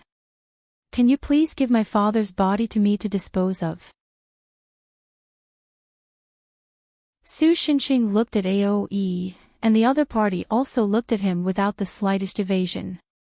After a moment, Su Shinxing let go of his hand. The dragon zombie, which had obtained freedom, rose into the air as if it wanted to escape here, but Aoe raised his hand and pointed at it, causing it to freeze in midair. If one looked carefully, they would find that the dragon zombie was wrapped in a thin layer of frost. Aoe stared at his father's body for a long time before he slowly said, "My father is dead. This kind of thing really can't be left in the world, it tarnishes my father's reputation." The next moment, the dragon zombie turned into flying ash and disappeared. After doing all this, Aoe turned his head again and looked at Su Shinxing. "How did you find me?" "My spirit ghost is good at finding things. You should have been hiding before, so we couldn't find your trace. Once you showed up, you would definitely be found." Su Shinxing answered casually. Of course, there was a lot of bragging, but it didn't stop Aoe from believing these words. "I have done a lot of wrong things and hurt a lot of people, I hope I can make up for it." Aoe smiled indifferently, then spat out his dragon pearl. "If I break it and mix it into the clouds, all of my divine power and spiritual energy will be mixed in the rain, as compensation to the victims of some benefits. But once the dragon ball is broken, don't talk about cultivation, even your spiritual intelligence." Aoe said in shock. Su Shinxing, on the other hand, did not have so many scruples. He took the dragon ball and threw it gently. Then, he punched it, causing it to fly out of the atmosphere and shatter in the Earth's orbit, forming many meteors. They were pulled by the Earth's gravity and fell back to the Earth. Of course, this was what happened later. As expected. Aoe's body was gradually shrinking, but the expression on his face was incomparably carefree. "I also like humans. Sigh, Chocho is gone." Su Wei looked at the empty glass jar in the house with a face of disappointment. When did it run out? Just as she was feeling depressed, the doorbell suddenly rang. The young girl went to the entrance and looked through the peephole. Seeing that the person outside was actually Chintua, she couldn't help but be shocked. She used a small mirror that she always carried with her and tidied up her appearance before opening the door. Chintua looked at the smiling young girl in front of him and awkwardly scratched his face. "Someone asked me to bring this to you." As he said that, he took out a plastic box. In the box, an animal that looked like a four-legged snake raised its head and stared at the young girl with round eyes. It didn't even blink.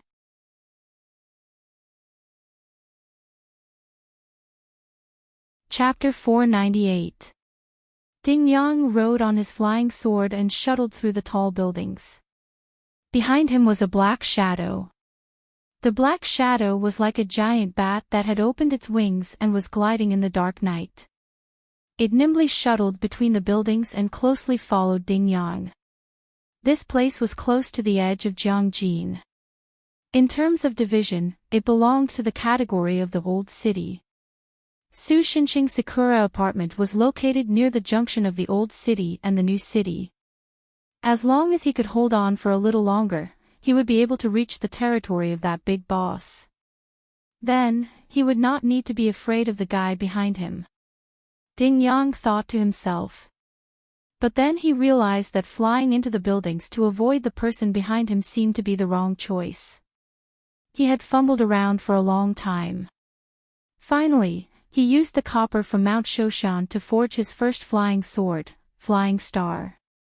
It was not known for its agility.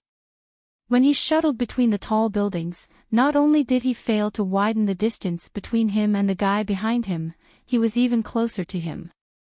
If they were in a more spacious place, escaping with all his might have been a better choice. But Ding Yang was different from the outstanding cultivators like Qin Xingyan. He had only just stepped into the threshold of being a cultivator. Almost everything he learned was by himself. His cultivation methods were also half-guessed. All the cultivation terms were explained by the Taoist scriptures that he had learned. It was not easy for him to cultivate Jinqi and become a cultivator. But it was also because of this that Ding Yang's Jinqi was extremely weak. He could only fly on his flying sword for a few minutes at most. If he ran out of Jinchi and was caught, he would be in a worse situation. That was why he consciously led the enemy to Su Shinxing, the only place he knew about the senior expert. Chiyo.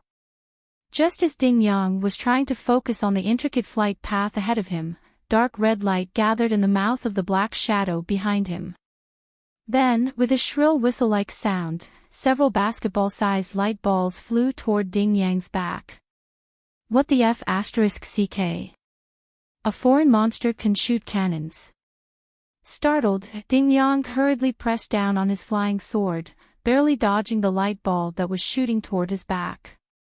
However, to his astonishment, those light balls actually decelerated after flying over his head and flew towards him again. F***CK, F***CK, F***CK, F***CK.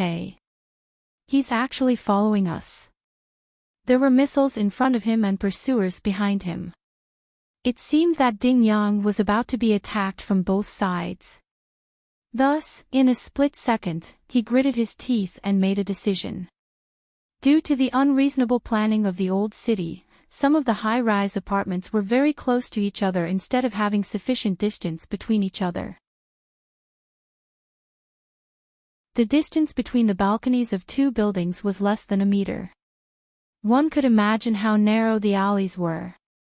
In addition, the people of the Celestial Empire were good at using space.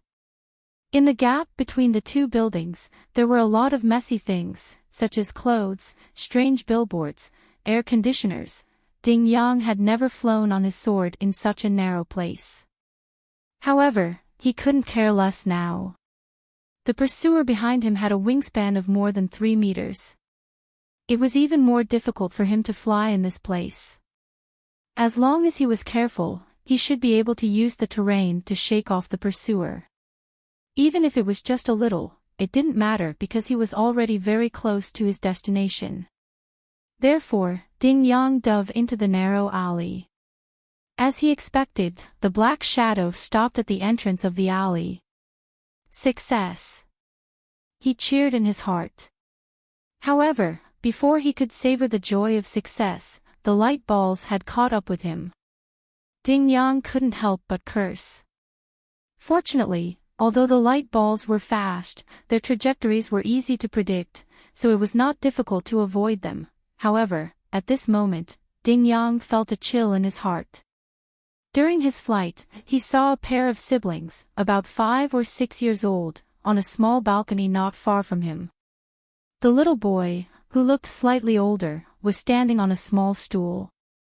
He was tiptoeing and trying to reach a happy goat balloon wrapped around a clothesline. The little girl, on the other hand, was leaning on the stool for her brother with a worried look on her face. When he noticed this, the sharp whistling sound, which seemed to carry the aura of death, was not far behind him. I can't let those two innocent children get involved. With this thought in mind, Ding Yang twisted his flying sword and sprinkled a handful of small silver beads. They were sword embryos that were originally intended to be refined into sword pills. However, due to the lack of materials and refining methods, they had yet to take shape. Ding Yang calmly watched his sword embryos, which were worth more than $500,000 in raw materials, perish together with the light balls. Then, he frowned slightly. One of them was missing. Should he use a talisman? No, there was no time to construct a spell. He didn't even have enough time to think about it. In an instant, Ding Yang raised his flying sword and took a light ball head-on. The powerful impact made him feel as if he had been hit by a train. His whole body fell down involuntarily. Even so, he still smiled. Even though it was a hasty response, he still managed to block all the light balls. However, this was not the end. The sharp whistling sound made his expression change. The black shadow had released a second batch of light balls. Run! He could only use a hoarse voice to shout at the two frightened children. But it was all too late. A light ball went through the little boy's body. His right shoulder and chest were hollowed out. Blood splattered all over the protective glass outside the balcony. In the next moment, the entire balcony was hit by several light balls and collapsed just like that. Cough. After smashing an air conditioner box, a windshield, and a few drying racks, Ding Yang finally fell to the ground. Even though he had a relatively strong body after becoming a cultivator, this fall still took away half of his life. But he still gritted his teeth and stood up with the help of the wall. He limped to the pile of dirt formed by the collapse of the balcony. There, a small, fair hand was revealed. It was the little girl's hand. Ding Yang dug the soil with his hand, thinking that there might still be hope. But there was only one hand buried there. The little girl's body was still completely smashed. He could only see the blurred flesh. A moment later, the black shadow folded its wings and floated down from the sky like a cloak. When it saw Ding Yang standing there quietly, it could not help but be stunned. Not running anymore. He spoke in half-baked Mandarin. Seeing my own kind die tragically in front of me, I pretended that I did not see it and ran away. I will not be able to get over it for the rest of my life. So that's how it is. The black figure nodded. His voice was still somewhat stiff, but even so, one could still hear the arrogance in his voice. If I had known that killing a few yellow-skinned monkeys would make you stop, I wouldn't have wasted so much effort. Ding Yang tore off the tattered clothes on his body, revealing his muscular body and the cursed seals all over his upper body. Are you going to struggle before your death? The black shadow said disdainfully. Struggle before my death. Ding Yang sneered and put his hands together. The cursed seals on his body bloomed with a bright white light. Like gears, they began to rotate slowly, gradually converting the vitality in his body into spiritual power. I'm going to kill you.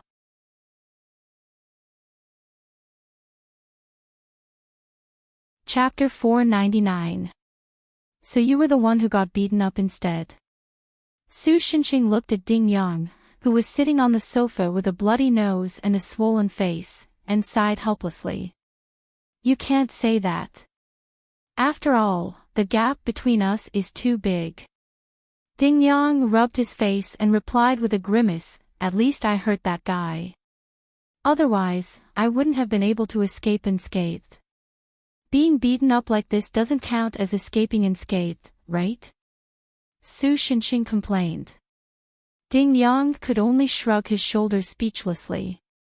Then, he curiously looked at the man on the other side of the sofa, who was also wrapped in bandages like himself and had a miserable look on his face. Brother, were you also attacked by those foreign monsters? So, he went over and tried to get close to him. Brother Dragon, who was not mentally prepared, looked embarrassed. To be honest, although there were some stronger monsters in foreign countries, Aoli was a dragon king who had lived for nearly 1,000 years. Unless the big bosses from the mythological era were dug out of their graves, there were not many foreign monsters in this era who could be his opponent. Moreover, even if he was really injured, as long as the Dragon Ball was intact and his origin was not damaged, with the dragon race's recovery ability, he could heal any injury in a short period of time. The reason why these superficial wounds had been on him for more than 5 days was purely because Su Xinqing had mixed the power of the cloud scale into his fist when he attacked. The cloud scale had a considerable suppressive effect on the dragon race, so Aoli had been in this miserable state for more than 5 days. Don't worry about him. That guy asked for it. Su Xinqing said bluntly. Although his tone was not very good, it still helped Aoli out of his predicament. The latter nodded at Su Xinqing. For the dragon race, who had extremely high self-esteem, it was indeed too hurtful to explain to a real mortal why he was bruised and battered. Old Su took the tea made by Aoli and handed it to Ding Yang. Then tell me the details of what happened. Are you going to interfere? Ding Yang took the teacup, and his eyes lit up. For him, if a senior expert like Su Shinxing intervened, then everything would be foolproof. You have to tell me the cause and effect of the matter first. Su Shinxing replied unhurriedly. Ding Yang looked at the mysterious mud-like substance in the teacup and thought for a long time. He decided to bite the bullet and swallow it, thinking that it might be some kind of treasure. But before he could carry out his determination, a dozen beetle-like round eyes opened in the pile of mud. Suddenly, he could not eat it. Well, actually, this is what happened. He tried to put the cup back on the table with a very natural expression, and then pretended not to care as he recounted his experience. The story started 2 days ago. Before that, Ding Yang had been looking for a suitable place overseas to be used as a blessed enclave for his cultivation. Unfortunately, the spiritual energy overseas was not much denser than in the Chinese Empire. Some of the naturally rich spiritual energy were basically controlled by a family of sorcerers or powerful monsters. Although Ding Yang was a rich man among the mortals, his power and influence were not enough in the supernatural world. Naturally, he could not make those guys spit out the fat meat in their mouths. So, after searching everywhere but to no avail, he could only return to his country in dejection. But this foreign trip was not completely fruitless. He obtained a magical armband from the ancient Vatican. This thing seemed to have a strange power that could keep one's mind clear. For Eastern cultivators, it could greatly reduce the chances of qi deviation. Not everyone could be like AOE, who could quickly recover from qi deviation. Based on the physique of human cultivators, if a human cultivator's realm was too low, the consequence of qi deviation was basically death. In addition, as long as evil creatures approached, the armband would heat up to alert the wearer. When he took the plane back to the Chinese Empire, he accidentally found a group of sneaky vampires through the armband. The super administrative office of the Chinese Empire was very strict and it came to the entry of supernatural creatures. But that group of vampires used some unknown method to disguise themselves as businessmen who came to the Chinese Empire to invest. They actually passed through the customs openly. So, Ding Yang quietly followed them and tried to eavesdrop on their conversation. In the end, he really did get some information. Do you know about the Black Knight satellite? Ding Yang asked when he reached this part of the story. I don't know. Su Shinxing answered very casually. In general conversations, people like old Su who deserved a beating were the so-called topic terminators. Fortunately, old Su was not the only one here. Do you mean the mysterious artificial satellite that existed in the Earth's orbit 13,000 years ago and has been mysteriously transmitting mysterious signals? Qin Xingyan, who had been quietly listening to their conversation, suddenly asked. That's right. That satellite has always been regarded as a masterpiece of God in the supernatural world. Some of the older generation of supernatural creatures think that it was used by God to monitor humans and prevent humans from going out of control. Ding Yang continued. In many myths and stories, humans were different from other animals. They were a species created by God or other creatures. Therefore, many supernatural scholars supported the creationism and believed that humans were indeed not the product of natural evolution. Even if the ancestors of humans were really ancient apes, the evolutionary process must have been interfered with by high-level supernatural beings. Because the theory of evolution could not fully explain the mutation-like evolution of humans, there were many unsolved mysteries. For example, human fur was different from most land mammals. Instead, it was more similar to marine mammals. Although there were also hypotheses such as the sea ape theory, so far, no fossil evidence had been found. If the sea ape theory was true, then based on the breadth of human species, there should be a lot of such fossils in the world. In addition, although the Black Knight satellite had been observed by humans, so far, humans had not been able to successfully capture or interfere with it through physical means. There was no doubt that the Black Knight satellite was definitely not a real artificial object, but a supernatural existence. Therefore, among supernatural biologists who held the creationism view, the idea that the Black Knight satellite was a camera used by God to monitor humans was very popular. What does this have to do with those vampires coming to the Celestial Empire? After listening to Ding Yang's explanation, Su Shenxing asked. Since he suddenly talked about this, it should have something to do with what he said earlier. That's what I want to say. Ding Yang grinned and then said mysteriously, 2 days ago, when the Black Knight satellite passed by the sky above the Celestial Empire, it was shot down by a bullet from an unknown weapon.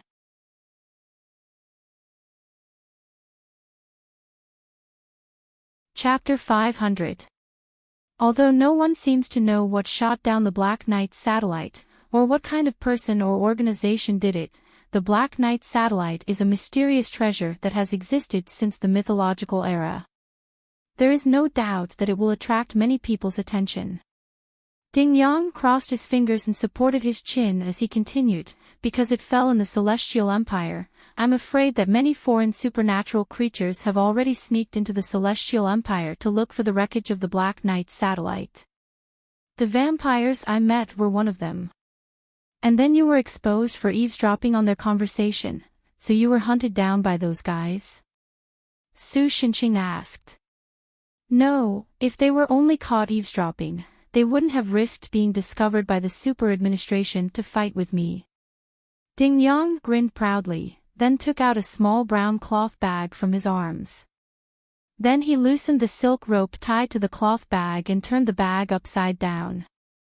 A lot of messy things fell out of the small cloth bag that was originally the size of a palm. After a while, he pulled out a black stone the size of a thumb from the pile of things that looked no different from trash. I stole a piece of the wreckage that they had already found. It was no wonder that the other party wanted to chase after him to the ends of the earth.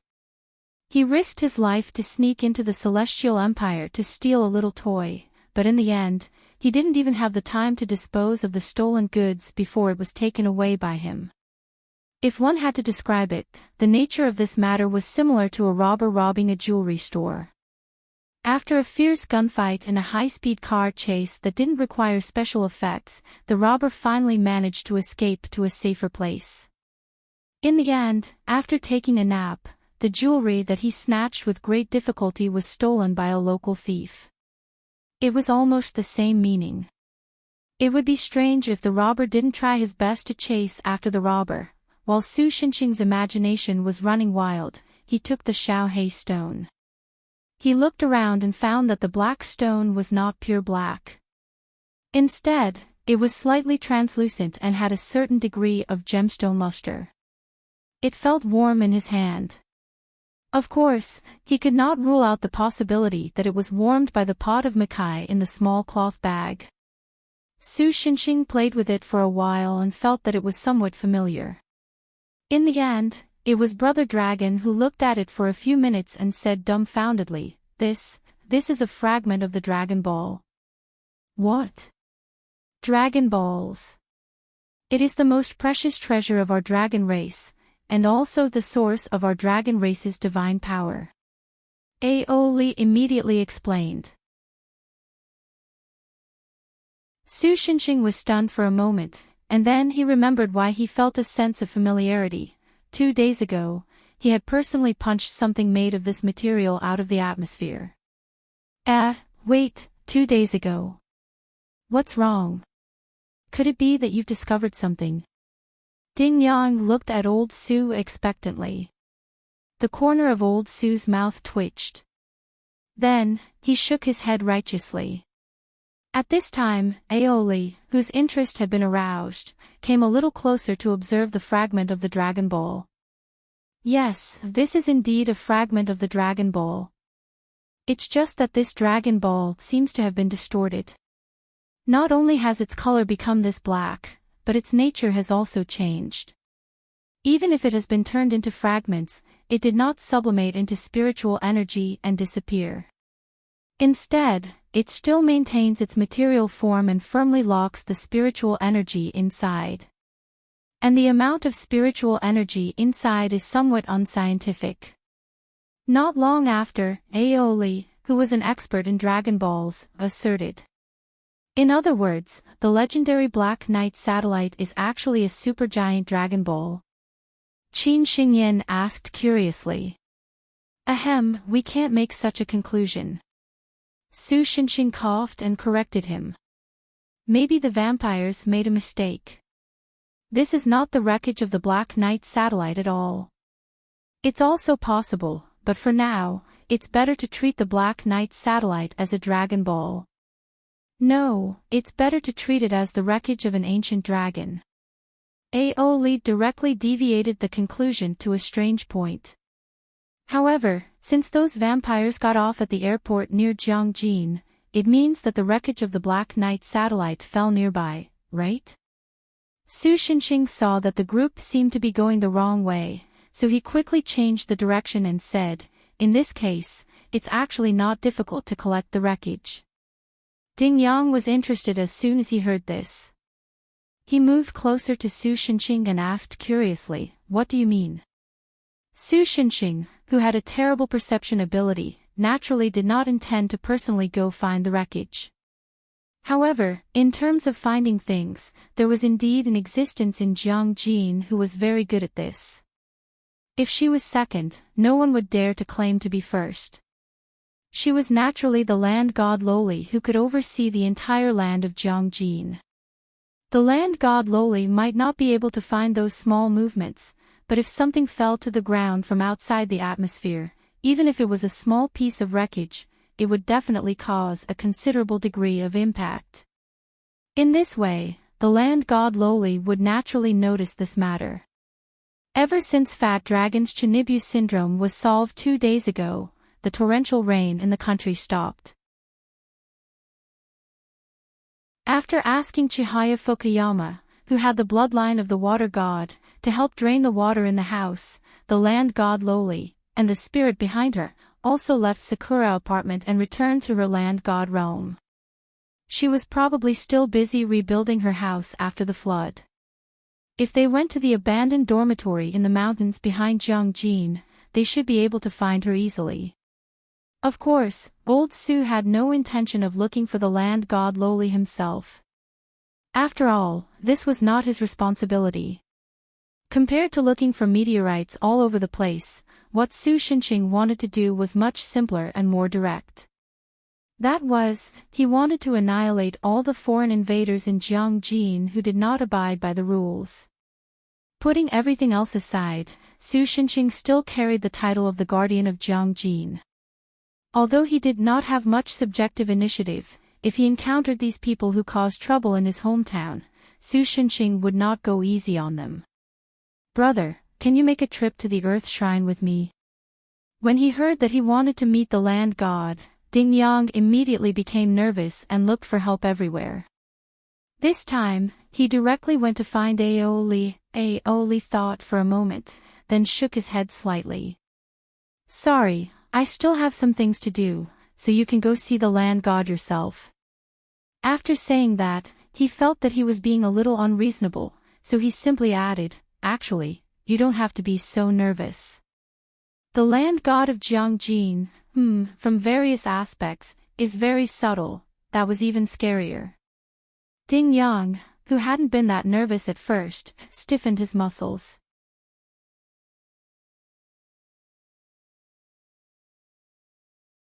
Chapter 501. The Immerse clan was one of the few remaining vampires in Europe. Due to the Illuminati's recent actions, the Holy Sword Knights had once again gathered under the orders of the current Pope. They had once again begun their search and sweep across most of Europe. All of a sudden, the days of the vampires became very difficult. The Immerse family was not the kind of vampire family that only knew how to drink blood from blood banks and behave themselves. They used their advantage as vampires to play politics and even used the term immortality to trick humans into becoming their blood slaves willingly, allowing them to do whatever they wanted. The new Holy Sword Knights were, in a sense, the most outstanding young warlocks in Europe. They did not play the game of Interstellar, so they naturally set their sights on the Immerse clan, which did not know how to keep a low profile. They had almost succeeded in slaughtering the entire clan. The Immerse clan's elder, who had been scared witless by the Holy Sword Knight's battle prowess, had immediately abandoned the useless blood slaves. He had only brought a few young vampires with decent potential to escape the encirclement, and had been in hiding ever since. It wasn't until the day before yesterday that Immerse's elder learned about the Black Knight satellite from another vampire family he was more familiar with. In the past, Immerse would never have mobilized his entire clan to travel to an ancient country in the east for a piece of groundless news. Only young vampires would believe in stories like finding a lost artifact and becoming a winner in life. Moreover, the Immerse clan was rather fearful of that country. Many countries have been dominated by supernatural creatures in the past, such as the Heian era, when the monsters of Fusang could openly travel in groups at night. The mythological era of other countries, and some of the Western countries, had even lived under the shadow of one or several supernatural creatures. Only the Eastern country was different. From start to finish, their legends had always promoted the idea that man could conquer the heavens. Almost every dynasty would have a sect formed by humans to clean up the demons. Moreover, unlike the cultists in Europe who cleaned up out of obligation, the Chinese Empire purely treated supernatural creatures as prey. If one had to describe it, the other countries would basically say, there are monsters. Hide, quick. Shit, we've been discovered. Run. Only the Celestial Empire would say, a vile creature, I've finally found you. Don't run. As expected of a country that could do anything with its food. However, the Immerse clan had suffered a great calamity and was unable to recover. Moreover, the Holy Sword Knights had no intention of letting them go and were still searching for them. If they did not seize this opportunity, it would not be long before this clan that had lasted from the Age of Darkness came to an end. After thinking for a long time, the Immerse clan's elder decided to join the search for the Black Knight satellite. Since so many supernatural creatures had gone to the Celestial Empire, it shouldn't be so unlucky that it would be his clans of the Empire. When he disguised himself as a human and took a plane to the Celestial Empire, the family members he sent out had already found a piece of wreckage. Hats savs. Twos of the clan, as of the clan, clanses of the clan, s, the of the clan, clans, to the ofs of two of two, twos to buy two of course to his two of two. More than fives, of the to do to run to the extent. If they could really collect a few more pieces of remains and figure out how to use them, the Immerse clan's rise would be just around the corner. But not long after this thought surfaced, that the remains of the Black Knight satellite's remains, which was actually a fragment of the Dragon Ball, was taken away by a mortal. The Immerse clan's elder was furious. However, it was inconvenient for him to take action himself, so he simply sent out the clan's strongest youngster to chase after the other party and take back the remains. In the end, not only did you let that mortal escape, you even got injured. The elder looked at Creed Immerse, who had returned with his tail between his legs, and asked unhappily. That guy wasn't a mortal. He should be one of the rumored cultivators of this country, Creed replied with a pale face. Well, 90% of the vampires' faces were pale 90% of the time. The magic he used was too strange. He managed to escape if we were not careful. Saying this, Creed threw down a few human corpses. There were 2 small holes in their necks. If they were to be dissected, they would find that there wasn't much blood left in their bodies. But I've already replenished myself with fresh blood. These small wounds will heal very quickly. Creed saw that the elder's expression was getting uglier and uglier. He couldn't help but shrink his neck and whisper, once I've rested enough, I'll be able to find that damned little bug soon. Did anyone see you catch these civilians? The elder asked in a low voice. No, I caught them in dark corners. It just so happens that I can turn them into reanimated corpses and use them as our eyes. Creed smiled fawningly. Also, the taste of the blood of the yellow-skinned monkeys is no different from that of the white people. There are so many of them, I don't think it's a big deal if some of them go missing. When he said this, the eyes of the other vampires in the room also lit up. It had been a long time since they came into contact with fresh blood. Just like how a person who had been eating salted vegetables for half a year would always want to eat something new for a change, these vampires who had had enough of blood packs found it hard to restrain their desire for fresh blood. Moreover, unlike the elder, the oldest vampires in this group of vampires was less than 100 years old. In their view, this eastern country had always been known for its ignorance and backwardness.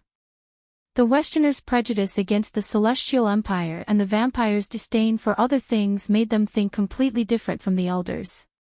To them, this country of nearly 1.4 billion people was like a buffet restaurant where they could get whatever they wanted. The elder looked around at the eager expressions of the younger generation and couldn't help but sigh.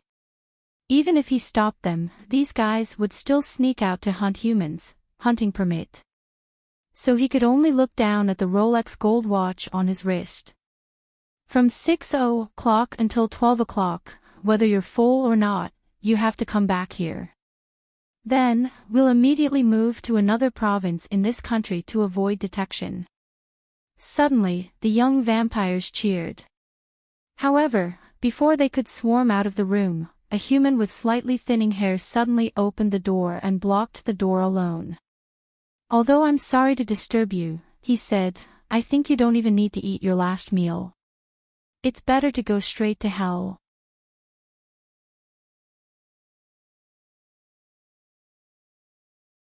Chapter 502. Perhaps many people had similar experiences. Usually, they were the kind of ice beauty who didn't care for anyone, or the kind of iron-blooded tough guy who wouldn't even frown when scraping bones and treating poison. However, when alone in front of their pet, they would become inexplicably gentle, and even speak in a coquettish tone, Shosho, I may be home late today. You must eat well at home. Also, don't run out of the glass box, okay? Su Wei was one of them. As a big star, she was usually cold and aloof when she was interviewed by the media. After all, she was walking the path of a singer with real strength, not like those in Japan where one's appearance determined everything. She needed to show off her affinity to others. However, when she was facing her pet that was suspected to be a four-legged snake, she would be as gentle as water. Other than the fact that she liked to crawl, this four-legged snake named Shosho was given to her by Chintua. Although Chintua had once said that he had only given it to her on behalf of someone else, Su Wei had questioned him for a long time, but Chintua had only stuttered and couldn't say who had given it to her. As a result, Su Wei naturally subconsciously thought that it was Chintua who had given it to her, and that Chintua had only refused to admit it because he was too proud. Naturally, she didn't know that this was because when Chintua was entrusted by Dragon King Aoli, he was frightened by the other party's murderous warning. The four-legged snake named Shosho nodded as if it understood human language. This made Su Wei show a warm smile. She knew that this should be just a coincidence, but it didn't stop her from feeling very happy. Therefore, she picked up Shosho and rubbed it before putting it back into the glass box. Then she picked up the handbag on the chair, hummed her new song that hadn't been released yet, turned off the lights in the room, and left the house in a good mood. Suddenly, darkness shrouded the house that could be called a mansion. Only the small electric lamp in the glass box was lit as the only light source. Shosho stayed motionless on the wood in the glass box for a long time, just like a real four-legged snake. After it confirmed that Su Wei had left, it jumped out of the large glass box that was more than 1 meter high, which was probably used to raise tropical fish. It climbed onto the sofa slowly, and then like a human, it chose the most comfortable position and nestled on the sofa. Then, its long tail gently swung like a whip and rolled the TV remote control over. Then, Xiaoxiao hugged the remote control like a chameleon hugging a branch. The 45-inch digital TV immediately began to play the program under its control. After changing the channel to a channel dedicated to TV dramas, Xiaoxiao threw the remote control in her arms to the side. Once again, she swung her tail and rolled up an apple from the coffee table. She held the apple in her arms and nibbled on the apple while watching the boring mother-in-law and daughter-in-law ethics drama on the TV with great interest. "You seem to be doing well." Suddenly, Xiaoxiao, Xiao, and Xiaoxiao, Xiao, Xiao. Its triangular head looked at the window alertly, and when it saw who it was, it returned to the lazy appearance of a reptile. Ao Li jumped in through the window. The bars of the anti-theft window seemed to be fake and did not hinder his movements at all. Xiaoxiao pointed at the fruit plate on the coffee table with its tail, indicating that the other party could eat as much as he wanted. But Aoe had no interest in the fruits of the mortal world. He sat down next to Xiaoxiao, and then took out a black jade-like fragment from his pocket. It was the Dragon Ball fragment that Ding Yang showed to Su Xinxing in Sakura apartment. That's right, Xiaoxiao was the new Sky River Dragon King Aoe who had made a big mistake and had his Dragon Ball destroyed by Su Xinxing to atone for his sins. Perhaps it was because of the special position of the Sky River Dragon King. Even if Aoe's Dragon Ball was destroyed, his divine power dissipated, and he became like this. His intelligence did not disappear because of it. It was just that the vocal cords of a dragon in this state were different from that of a human, and there was no way for him to speak normally. This should be your Dragon Ball fragment. If I'm not wrong, because the Sky River Dragon King's divinity had soaked in the dragon vein for 700 years, the divinity had undergone a strange change. This change also affected your core as a dragon after you inherited the divinity, which is the Dragon Ball. Aoli raised the fragment in his hand. Under normal circumstances, when the Dragon Ball is broken like this, it will most likely directly turn into aura and disappear, but this is different. It firmly locks the aura inside. Do you know what this means? Xiaoxiao tilted its head, blinked its amber eyes twice, and made a pure expression of, "I don't know anything." It was probably because it had acted cute to Su Wei too many times during this period that it had formed a conditioned reflex. This made Aoli determined in his heart to restore his cousin as soon as possible, or cousin. Aoli was not very clear about the term of human interpersonal relationships, to his original appearance. Otherwise, if this continued, even if Aoi could really cultivate again and transform into a human again, it would probably just be another crossdresser in the world. So Aoli put the fragment of the Dragon Ball on the coffee table and continued, "As far as I know, your Dragon Ball fragments seem to be scattered in Jiangjin and the surrounding areas. I will collect them as soon as possible." And if it was just to let Aoi regain the ability to transform into a human again, he did not need to collect all the fragments, just a part would be enough. Aoli was still a little confident about this. Because from what Ding Yang said before, there were now many foreign demons and monsters coming here to get a share of the pie. It was not that Brother Dragon was against any foreign demons, but he felt that modern foreign demons were all trash. Unless it was a great demon like Di Feng, even if Karaken came, Aoli could turn him into an octopus ball. This was the confidence of the Dragon King, who had lived through the era of the fall of the gods and had thousands of years of experience. At this time, fireworks suddenly bloomed in the sky in the distance outside the window. Xiaoxiao was obviously startled. She stared at the fireworks outside the window with a puzzled expression on her triangular face. The dirty fireworks have already started to bloom. Aoli carefully sensed the life force that had disappeared along with the fireworks, as well as the magic power with a bloody smell that was unique to vampires. He couldn't help but mumble softly, "It seems that I have to speed up a little." You're tuning into the Dreamy Chapters YouTube channel. We're so grateful for your support, and don't forget to subscribe to join us on this incredible journey through captivating stories. Your generosity through donations truly makes a world of difference, as it's the primary source of revenue that allows me to expand and enhance this channel for you. Thank you from the bottom of my heart for being a part of this adventure.